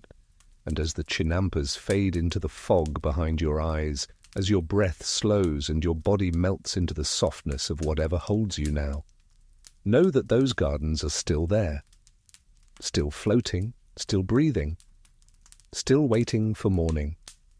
You've planted something tonight, not just seeds in the soil, but a memory tucked into the quiet corners of your mind where it can rest, stretch, and eventually bloom. Let the soft hum of distant frogs become your lullaby. Let the rustle of maize leaves settle around you like a woven blanket. Let the old man's canoe carry you just a little further into sleep. There's nothing to do now, no more stories to chase, no more questions to answer. The earth has been fed, the seeds are safe, and so are you.